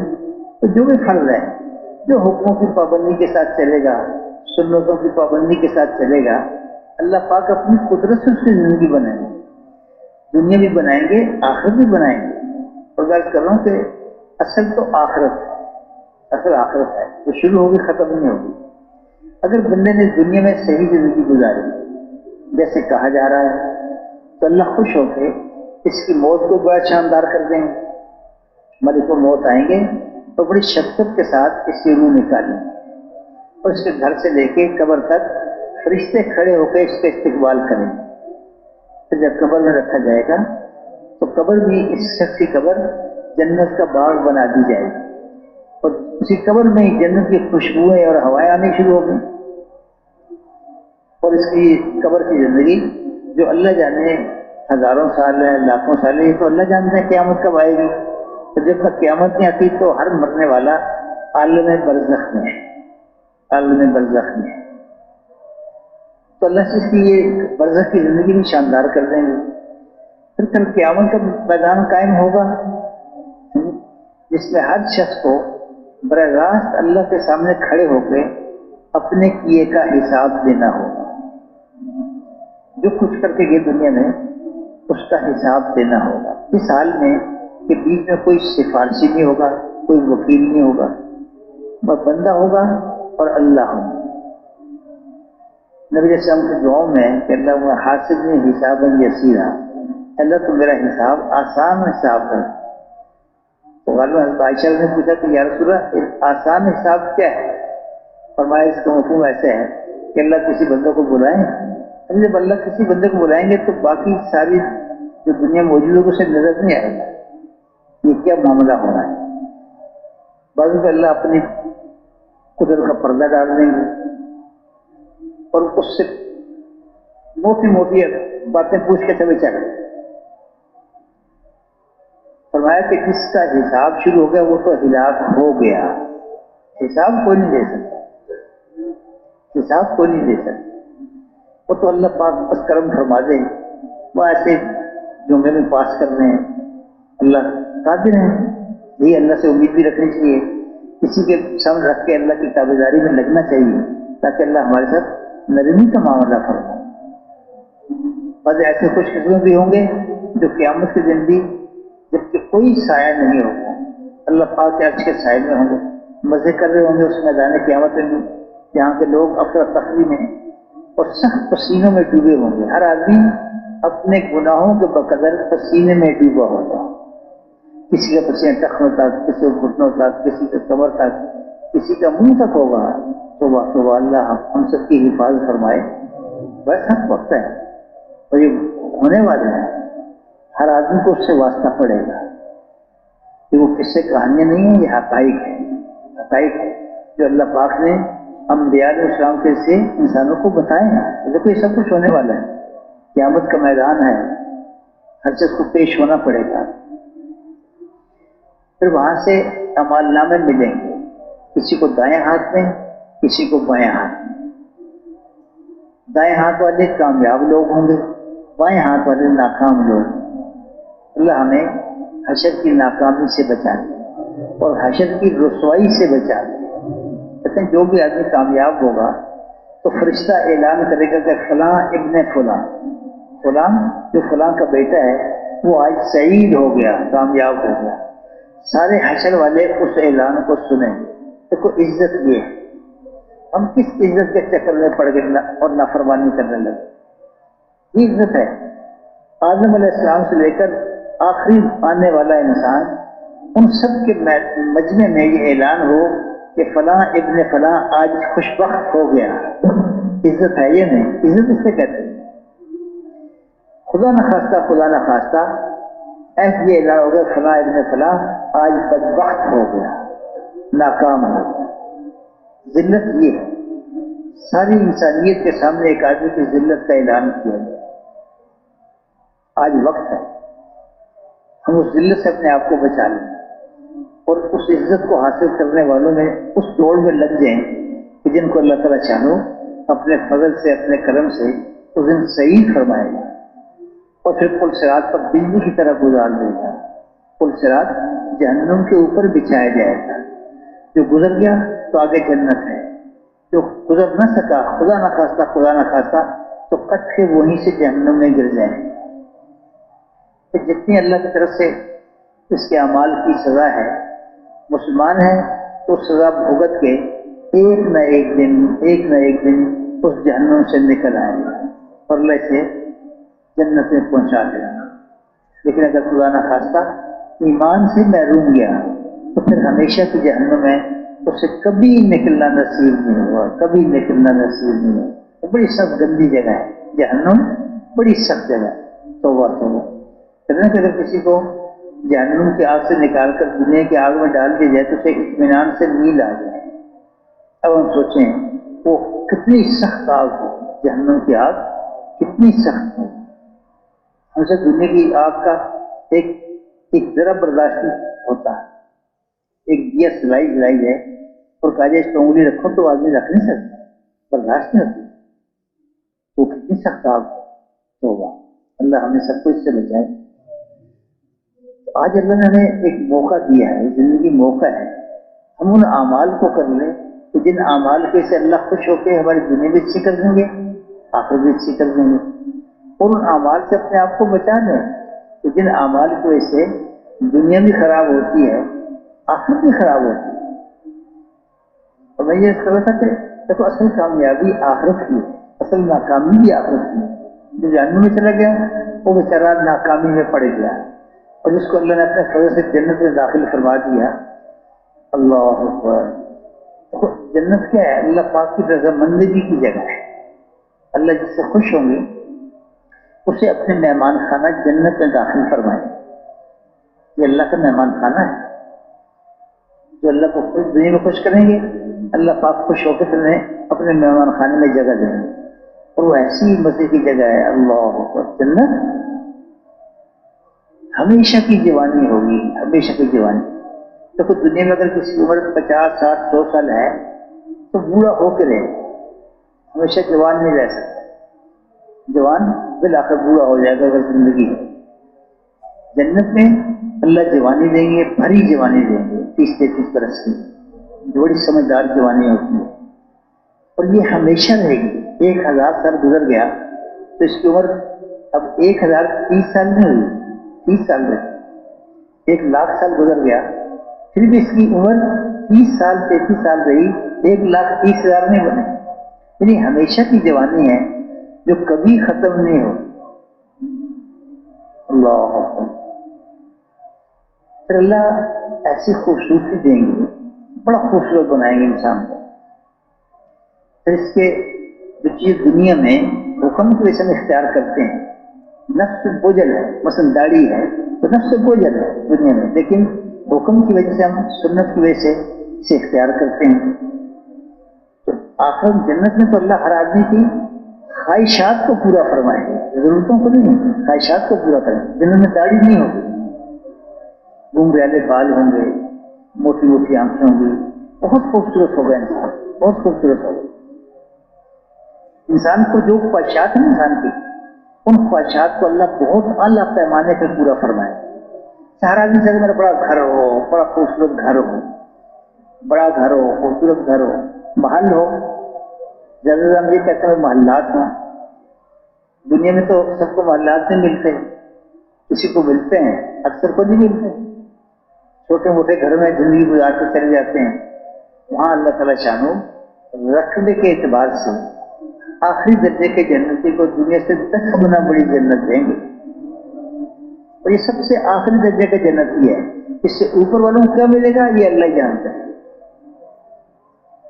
یہ تو سب سے جو کم درجہ اس کو بیان کیا گیا کہ اس کو رقبہ کتنا ملے گا کہ پوری دنیا سے 10 گنا بڑا، جس میں براعظم امریکہ بھی آ گیا، یورپ بھی آ گیا، افریقہ بھی آ گیا، ایشیا بھی آ گیا، آسٹریلیا بھی، ساری دنیا.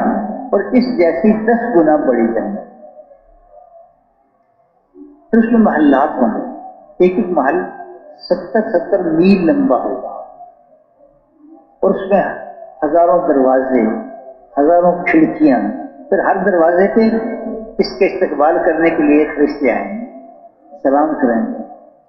پھر ان کی خدمت کے لیے غلمان ہوں گے، غلمان ہوں گے تو ان کی خدمت میں لگے ہوں گے. بڑے خوبصورت بچے ہوں گے. عجیب عجیب قسم کے خیمے ہوں گے. اللہ اکبر. پھر یہ کہ انسان کے اندر اللہ نے عورت کی خواہش رکھی ہے تو اللہ پاک بہت پاکیزہ عورتیں حوریں عطا فرمائیں، کم از کم 70 یا 72. اور اس سے زیادہ کتنی ہیں تو ایک محنت کا میدان ہے. جو جتنی دوڑ لگا لے وہ اللہ سے دے دیں. 70 بھی ہو سکتی ہیں، 100 بھی ہو سکتی ہیں، 1000 بھی ہو سکتی ہیں، لاکھ بھی. 25 لاکھ حوروں والی بھی جنت ہے. کتنی 25 لاکھ دلوں والی. اور دیکھو یہ کوئی فرضی باتیں نہیں ہیں، خبریں کس نے دی ہیں؟ اس ذات عالی نے خبریں دی ہیں جن سے زیادہ سچا دنیا میں کوئی نہیں، جناب رسول اللہ صلی اللہ علیہ وسلم. یہ کہ اس جنت میں یہ ساری نعمتیں ہیں، اور بھی نعمتوں سے بھری ہوئی جگہ ہے. اور ان سے بڑی ایک نعمت ہے، اور وہ کیا ہے؟ جیسے دنیا جنت میں دن اور رات نہیں ہوں گے، دن اور رات نہیں ہوں گے، لیکن دنیا کے دنوں کے اعتبار سے وہاں بھی جمعے کا دن ہوگا، اور اس کا نام ہے یوم مزید. یوم مزید. نبی علیہ السلام ایک دن تشریف فرما تھے، جبرائیل علیہ السلام آئے، ان کے ہاتھ میں ایک سفید رنگ کا آئینہ تھا جس کے بیچ میں ایک سیاہ نقطہ تھا. پوچھا کہ یہ جبرائیل یہ کیا ہے؟ عرض کی یا رسول اللہ یہ میدان مزید ہے، میدان مزید ہے. اور پھر انہوں نے تفصیل بیان کی کہ کیا جنت میں دنوں رات تو نہیں ہوں گے، لیکن دنیا کے دنوں کے اعتبار سے یہ بھی جمعے کا دن ہوگا، اور اس دن کا نام ہوگا یوم مزید. اور یہ سفید آئینہ ہے، یہ میدان مزید ہے. تو بیچ میں اس سے نقطہ ہے کہ اللہ پاک کی کرسی ہے. تو ہر جمعے کو جنتی اپنی اپنی سواریوں پہ سوار ہو کے اپنے اپنے درجوں کے اعتبار سے اس میدان مزید کی طرف کو جائیں گے. تو اس میدان مزید میں بیچ میں تو اللہ پاک کی کرسی ہے، اس کے ارد گرد انبیاء علیہ السلام کے ممبر ہوں گے. ہر نبی علیہ السلام کے ممبر کے پیچھے اس کی امت کی کرسیاں ہوں گی جس پہ نام لکھے ہوں گے یہ فلاں کی کرسی ہے، فلاں کی کرسی ہے. ہر آدمی اپنی کرسی پہچانے گا. جب وہاں پہنچیں گے سب بیٹھ جائیں گے اور یہ مجلس سج جائے گی. اللہ پاک کی طرف سے نعمتوں کا اظہار ہوگا، اے میرے بندوں مانگو. بندے مانگتے رہیں گے، اللہ دیتے رہیں گے، حتیٰ کہ ایک مانگ ختم ہو جائے. تو پھر ایک درخواست کریں گے جنتی کہ اللہ اپنا دیدار کرا دے. اللہ اکبر. یہ گزارش کی جائے گی. اللہ پاک کی ذات عالی میں بہت سے پردے ہیں، حجابات ہیں، وہ پردے اٹھنے شروع ہوں کرتے کرتے کرتے کرتے صرف ایک پردہ باقی رہ جائے گا، اور وہ کبریائی کا پردہ ہے. کبریائی کا پردہ ہے. اور اس حال میں جو جنتی اللہ کو دیکھیں گے تو ایسے یہ جو پردہ ہے یہ ذات کے ہم پلہ ہوگا، گویا کہ اللہ کو دیکھا. اور کہتے ہیں اتنی لذت ہوگی اللہ پاک کے دیدار میں. اللہ کیا عجیب بات ہے. آج دنیا میں نماز پڑھتے ہیں تو نیت کیا کرتے ہیں؟ کس کے لیے پڑھ رہے ہیں؟ اس اللہ کے لیے نمازیں پڑھتے رہے جس اللہ کو دیکھا نہیں. گرمی کے روزے رکھے، پیاس کی شدت، سب کس کے لیے؟ اللہ کے لیے. اس اللہ کے لیے بھوک پیاس برداشت کی جس اللہ کو دیکھا نہیں. کہ بستر کو اٹھا کر پھر بستی میں کتنی مشقتیں آتی ہیں، کس کے لیے پھر رہے ہیں؟ اللہ کے لیے. اور بزرگوں دوستو آج ہم اس اللہ کے لیے کر رہے ہیں اور وہ اللہ کو دیکھ نظر نہیں آ رہا، بن دیکھے اللہ پہ یقین کرتے ہوئے یہ کر رہے ہیں. کل اللہ اس کا بدلہ چکائیں گے کہ پھر نماز نہیں ہوگی، روزہ نہیں ہوگا، حج زکات نہیں ہوں گے، بستر اٹھا کے پھرنا نہیں ہوگا، کوئی مشقت کی بات نہیں ہوگی. آج اللہ کا دیدار کریں گے. اس حال میں بیچ میں کوئی رکاوٹ نہیں ہوگی. ہر جنتی براہ راست اللہ کا دیدار کرے گا. اور اس کی مثال یوں دی کہ اتنی آسانی سے کرے گا جیسے دنیا میں 14 کے چاند کو دیکھتا ہے کہ ایک کا دیکھنا دوسرے کے دیکھنے میں رکاوٹ نہیں ڈالے گا. جب مجلس ختم ہوگی تو جنتی یوں سمجھیں گے جیسے ابھی اللہ کو دیکھنا شروع کیا تھا. اتنی لذت، کئی لاکھ سال گزر چکے ہوں گے. ہم خود فیصلہ کریں اس آخرت کو دیکھ کے چلنا ہے یا اس دنیا کی چھوٹی سی زندگی کو دیکھ کے چلنا ہے. جی دیکھو جس کو تھوڑی سی بھی سمجھ ہے نا، اللہ نے تھوڑی سمجھ دی ہے، اس کا بھی فیصلہ یہی ہوگا کہ اصل تو آخرت یہ ہے جسے دیکھ کر چلا جائے، جسے دیکھ کر چلا جائے.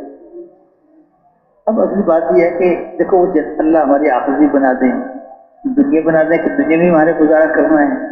اس کے لیے اللہ نے ہمیں نبی علیہ السلام کے سے یہ زندگی گزارنے کا طریقہ اسلام عطا فرمایا ہے. کہ اگر ہم اس کی پابندی کے ساتھ چلیں گے تو اللہ خوش ہو کر ہماری دنیا بھی بنا دیں گے، آخرت بھی بنا دیں گے. لیکن دنیا بگڑے گی نہیں، دنیا بھی بنے گی جس کا خوف ہے ہمیں. یہ اصل تو آخرت ہے.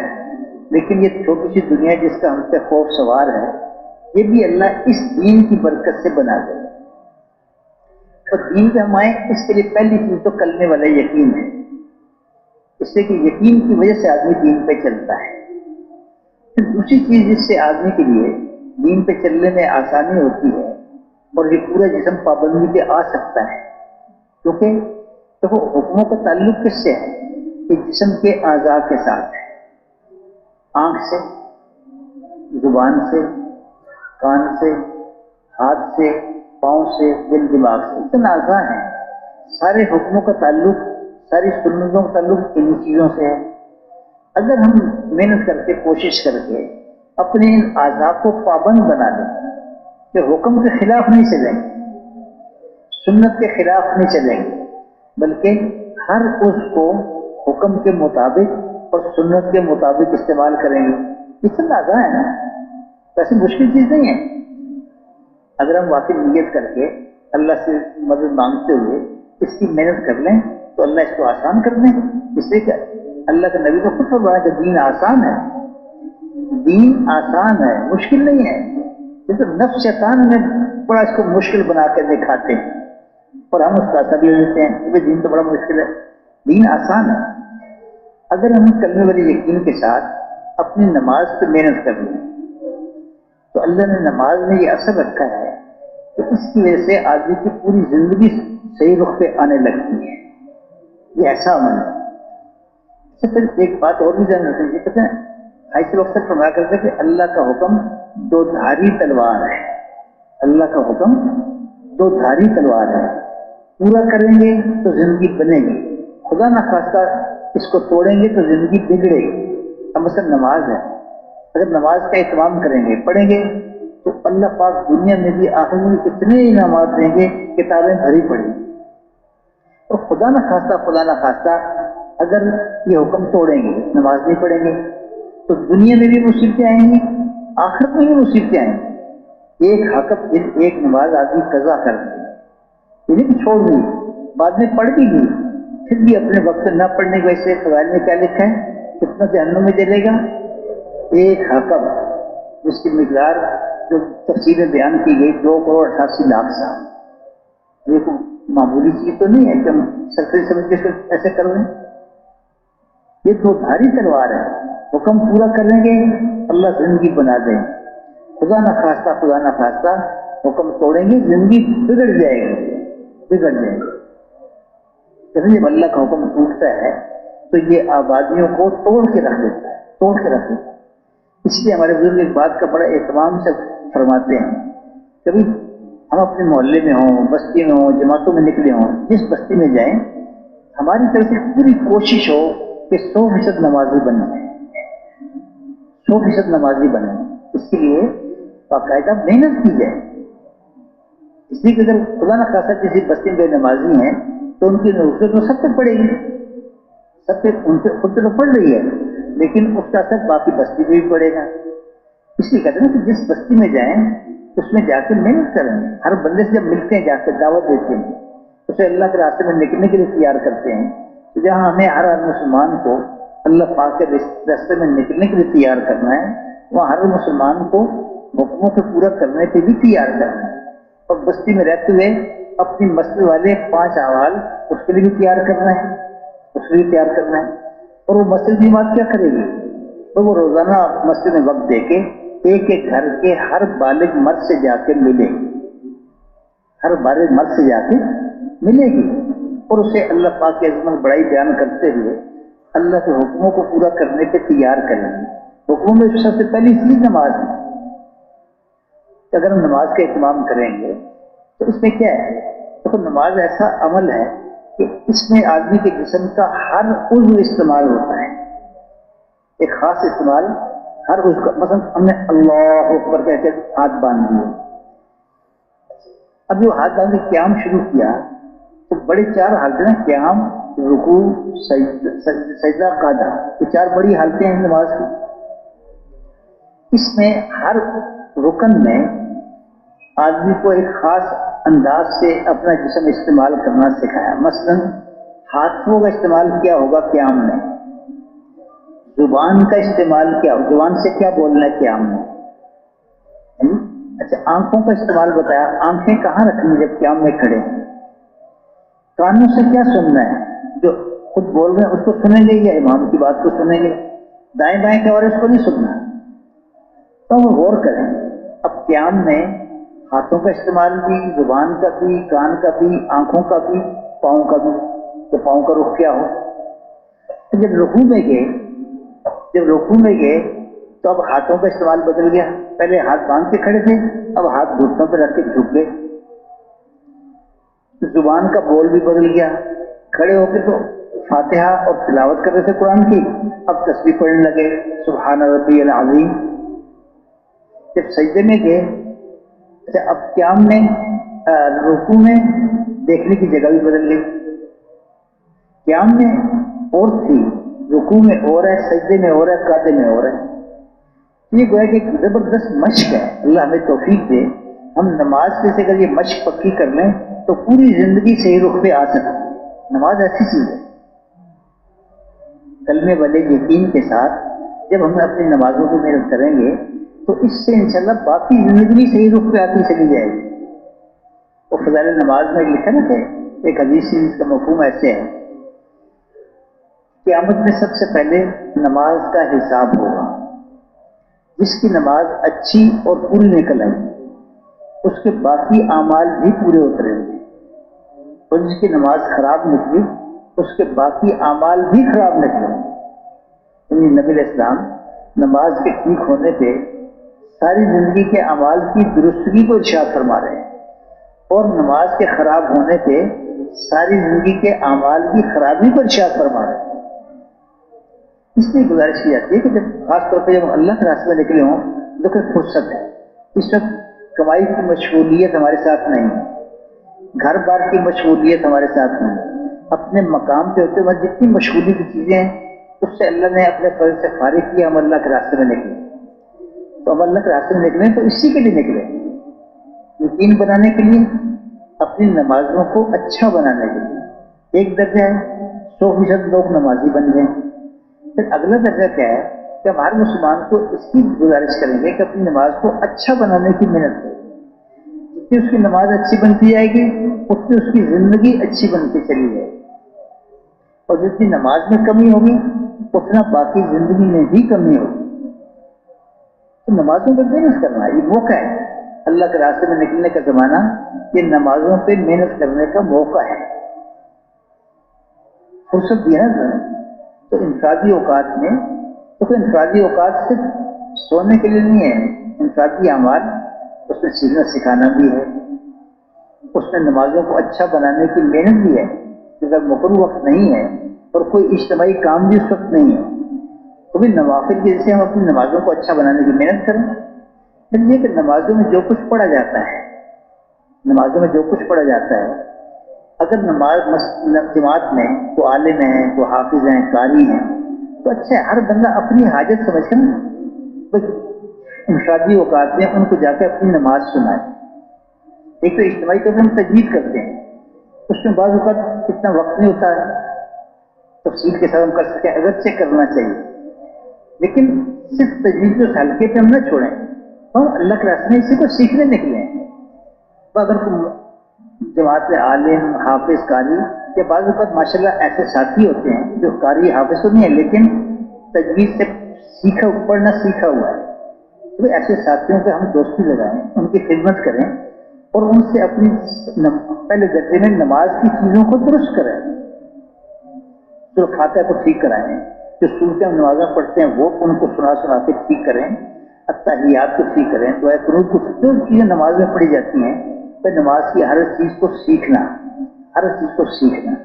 تاکہ نماز ہماری اچھی بنے. یہ نمازوں کو اچھا بنانے کی چیزیں ضروری ہیں. اس لیے کہ اب آدمی قرات کر رہا ہے تو اس میں بعض وقت ایسی غلطیاں ہو جاتی ہیں کہ نماز ہی خراب ہو جاتی ہے. اب ہم مطمئن ہیں نماز پڑھ رہے ہیں اور ممکن اللہ کے کاغذوں ہم نمازی نہ کہلائیں. اور نہ جاننا یہ عذر نہیں ہے، نہ جاننا کہ یہ ہمیں پتہ نہیں ہے یہ کوئی عذر نہیں. اس دنیا کے سارے دھندے سیکھ لیے، مال کمانا سیکھ لیا، ان پڑھ ہو کے بھی مال کمانا سیکھ لیا, بیوی بچے پالنے سیکھ لیے, باقی دنیا کے سارے دھندے سیکھ لیے, پر ایک دین ایسا تھا جس کو سیکھنے کے لیے ہمارے پاس وقت نہیں تھا. تو یہ عزت نہیں ہے, یہ تو خود جرم ہے, یہ خود جرم ہے. ایک آدمی دوسرے ملک سے ہمارے ملک میں آئے, اب ہمارے ملک میں ٹریفک بائیں ہاتھ چلتی ہے, دنیا کے اکثر ملکوں میں ٹریفک دائیں ہاتھ چلتی ہے. اب وہ آ کے اگر یہاں پہ دائیں ہاتھ چلائے گا تو ایکسیڈنٹ کرے گا. اب وہ کہ جی مجھے پتہ نہیں تھا, تو یہ عذر اس کا قبول نہیں ہے. تو چلانے سے پہلے تیرے ذمہ تھا کہ سیکھتا کہ یہاں کے ٹریفک کے قانون کیا ہیں. اور پھر بزرگوں دوستوں, یہ وقت ہے ہم اس پہ اپنی نمازوں کو اچھا بنائیں. انشاءاللہ نماز اچھی بن گئی نا تو ہم واقعات پڑھتے ہیں کتابوں میں کہ جن لوگوں کی نماز بنی ہوئی نماز تھی تو ان کی نمازوں پہ اللہ نے کیسے ہر موقع پہ ان کی مدد فرمائی, ہر موقع پہ مدد فرمائی. عبداللہ بن جعفر رضی اللہ تعالیٰ عنہ, ان کو ایک زمین ملی, بنجر زمین تھی, پانی نہیں تھا. تو خادم سے کہا مصلی بچھاؤ, اس نے مصلی بچھایا تو نماز پڑھی اور دیر تک دعا کرتے رہے. اس کے بعد خادم سے کہا یہ مصلی اٹھایا کہ زمین کھودو. اس نے کھودی, چشمہ نکلا, مسئلہ حل ہو گیا. نماز تو ایسی چیز ہے جو ہر مشکل, ہر پریشانی کا علاج اللہ نے نماز میں رکھا ہے. لیکن یہ علاج کب بنے گی جب ہم محنت کر کے نماز کو واقعی نماز بنا لیں. تو نماز کے ظاہر کو بھی سیکھنا ہے, نماز کے باطن کو بھی سیکھنا ہے. اور جن بستی میں جائیں گے ان بستی میں بھی ہر مسلمان کو نماز پڑھنے پہ آمادہ کرنا ہے, نماز پڑھنے پہ آمادہ کرنا ہے. اسی کہتے ہیں جہاں جماعت بنی ہو تو اس کو ساتھ لے کے چلنا. اگر اس بستی میں جماعت نہیں بنی تو جماعت بھی بنانا, اس جماعت کو کام بھی سمجھانا کہ وہ کیسے ہر گھر پہ ہر بالغ مرد پہ محنت کرے. کہ مردوں پہ تو ہم براہ راست محنت کریں گے اور عورتوں پہ محنت انہی کے مردوں کے ذریعے سے کریں. جب مردوں کو تیار کر لیا تب انہیں گزارش کریں گے کہ اپنے گھر کی عورتوں کو بھی اس پہ لاؤ, انہیں بھی نمازی بنانے کی کوشش کرو, اپنے بچوں کو بھی, بچیوں کو بھی. ٹھیک ہے, اس طرح کلمے والے یقین اور اس کے ساتھ نماز کی محنت کرنا. اس کے ساتھ یہ ہے کہ ہم پوری زندگی میں پابند بن جائیں تو اپنی زندگی کے ہر کام کو سیکھنا پڑے گا. ایک ہے کہ ہماری برادری کا رواج کیا ہے, ہماری برادری مثلا شادی کیسے کرتی ہے, ہمارا قبیلہ, خاندان, اس میں شادی کے طریقے کیا ہیں. ایک یہ ہے کہ سنت طریقہ کیا ہے, ہم پابند کس کے ہیں, خاندان برادری کے یا سنت کے. تو ہمیں تو سنت معلوم کرنی ہے نا. تو اگر شادی کا موقع آ گیا تو مفتی حضرات سے جا کے پوچھیں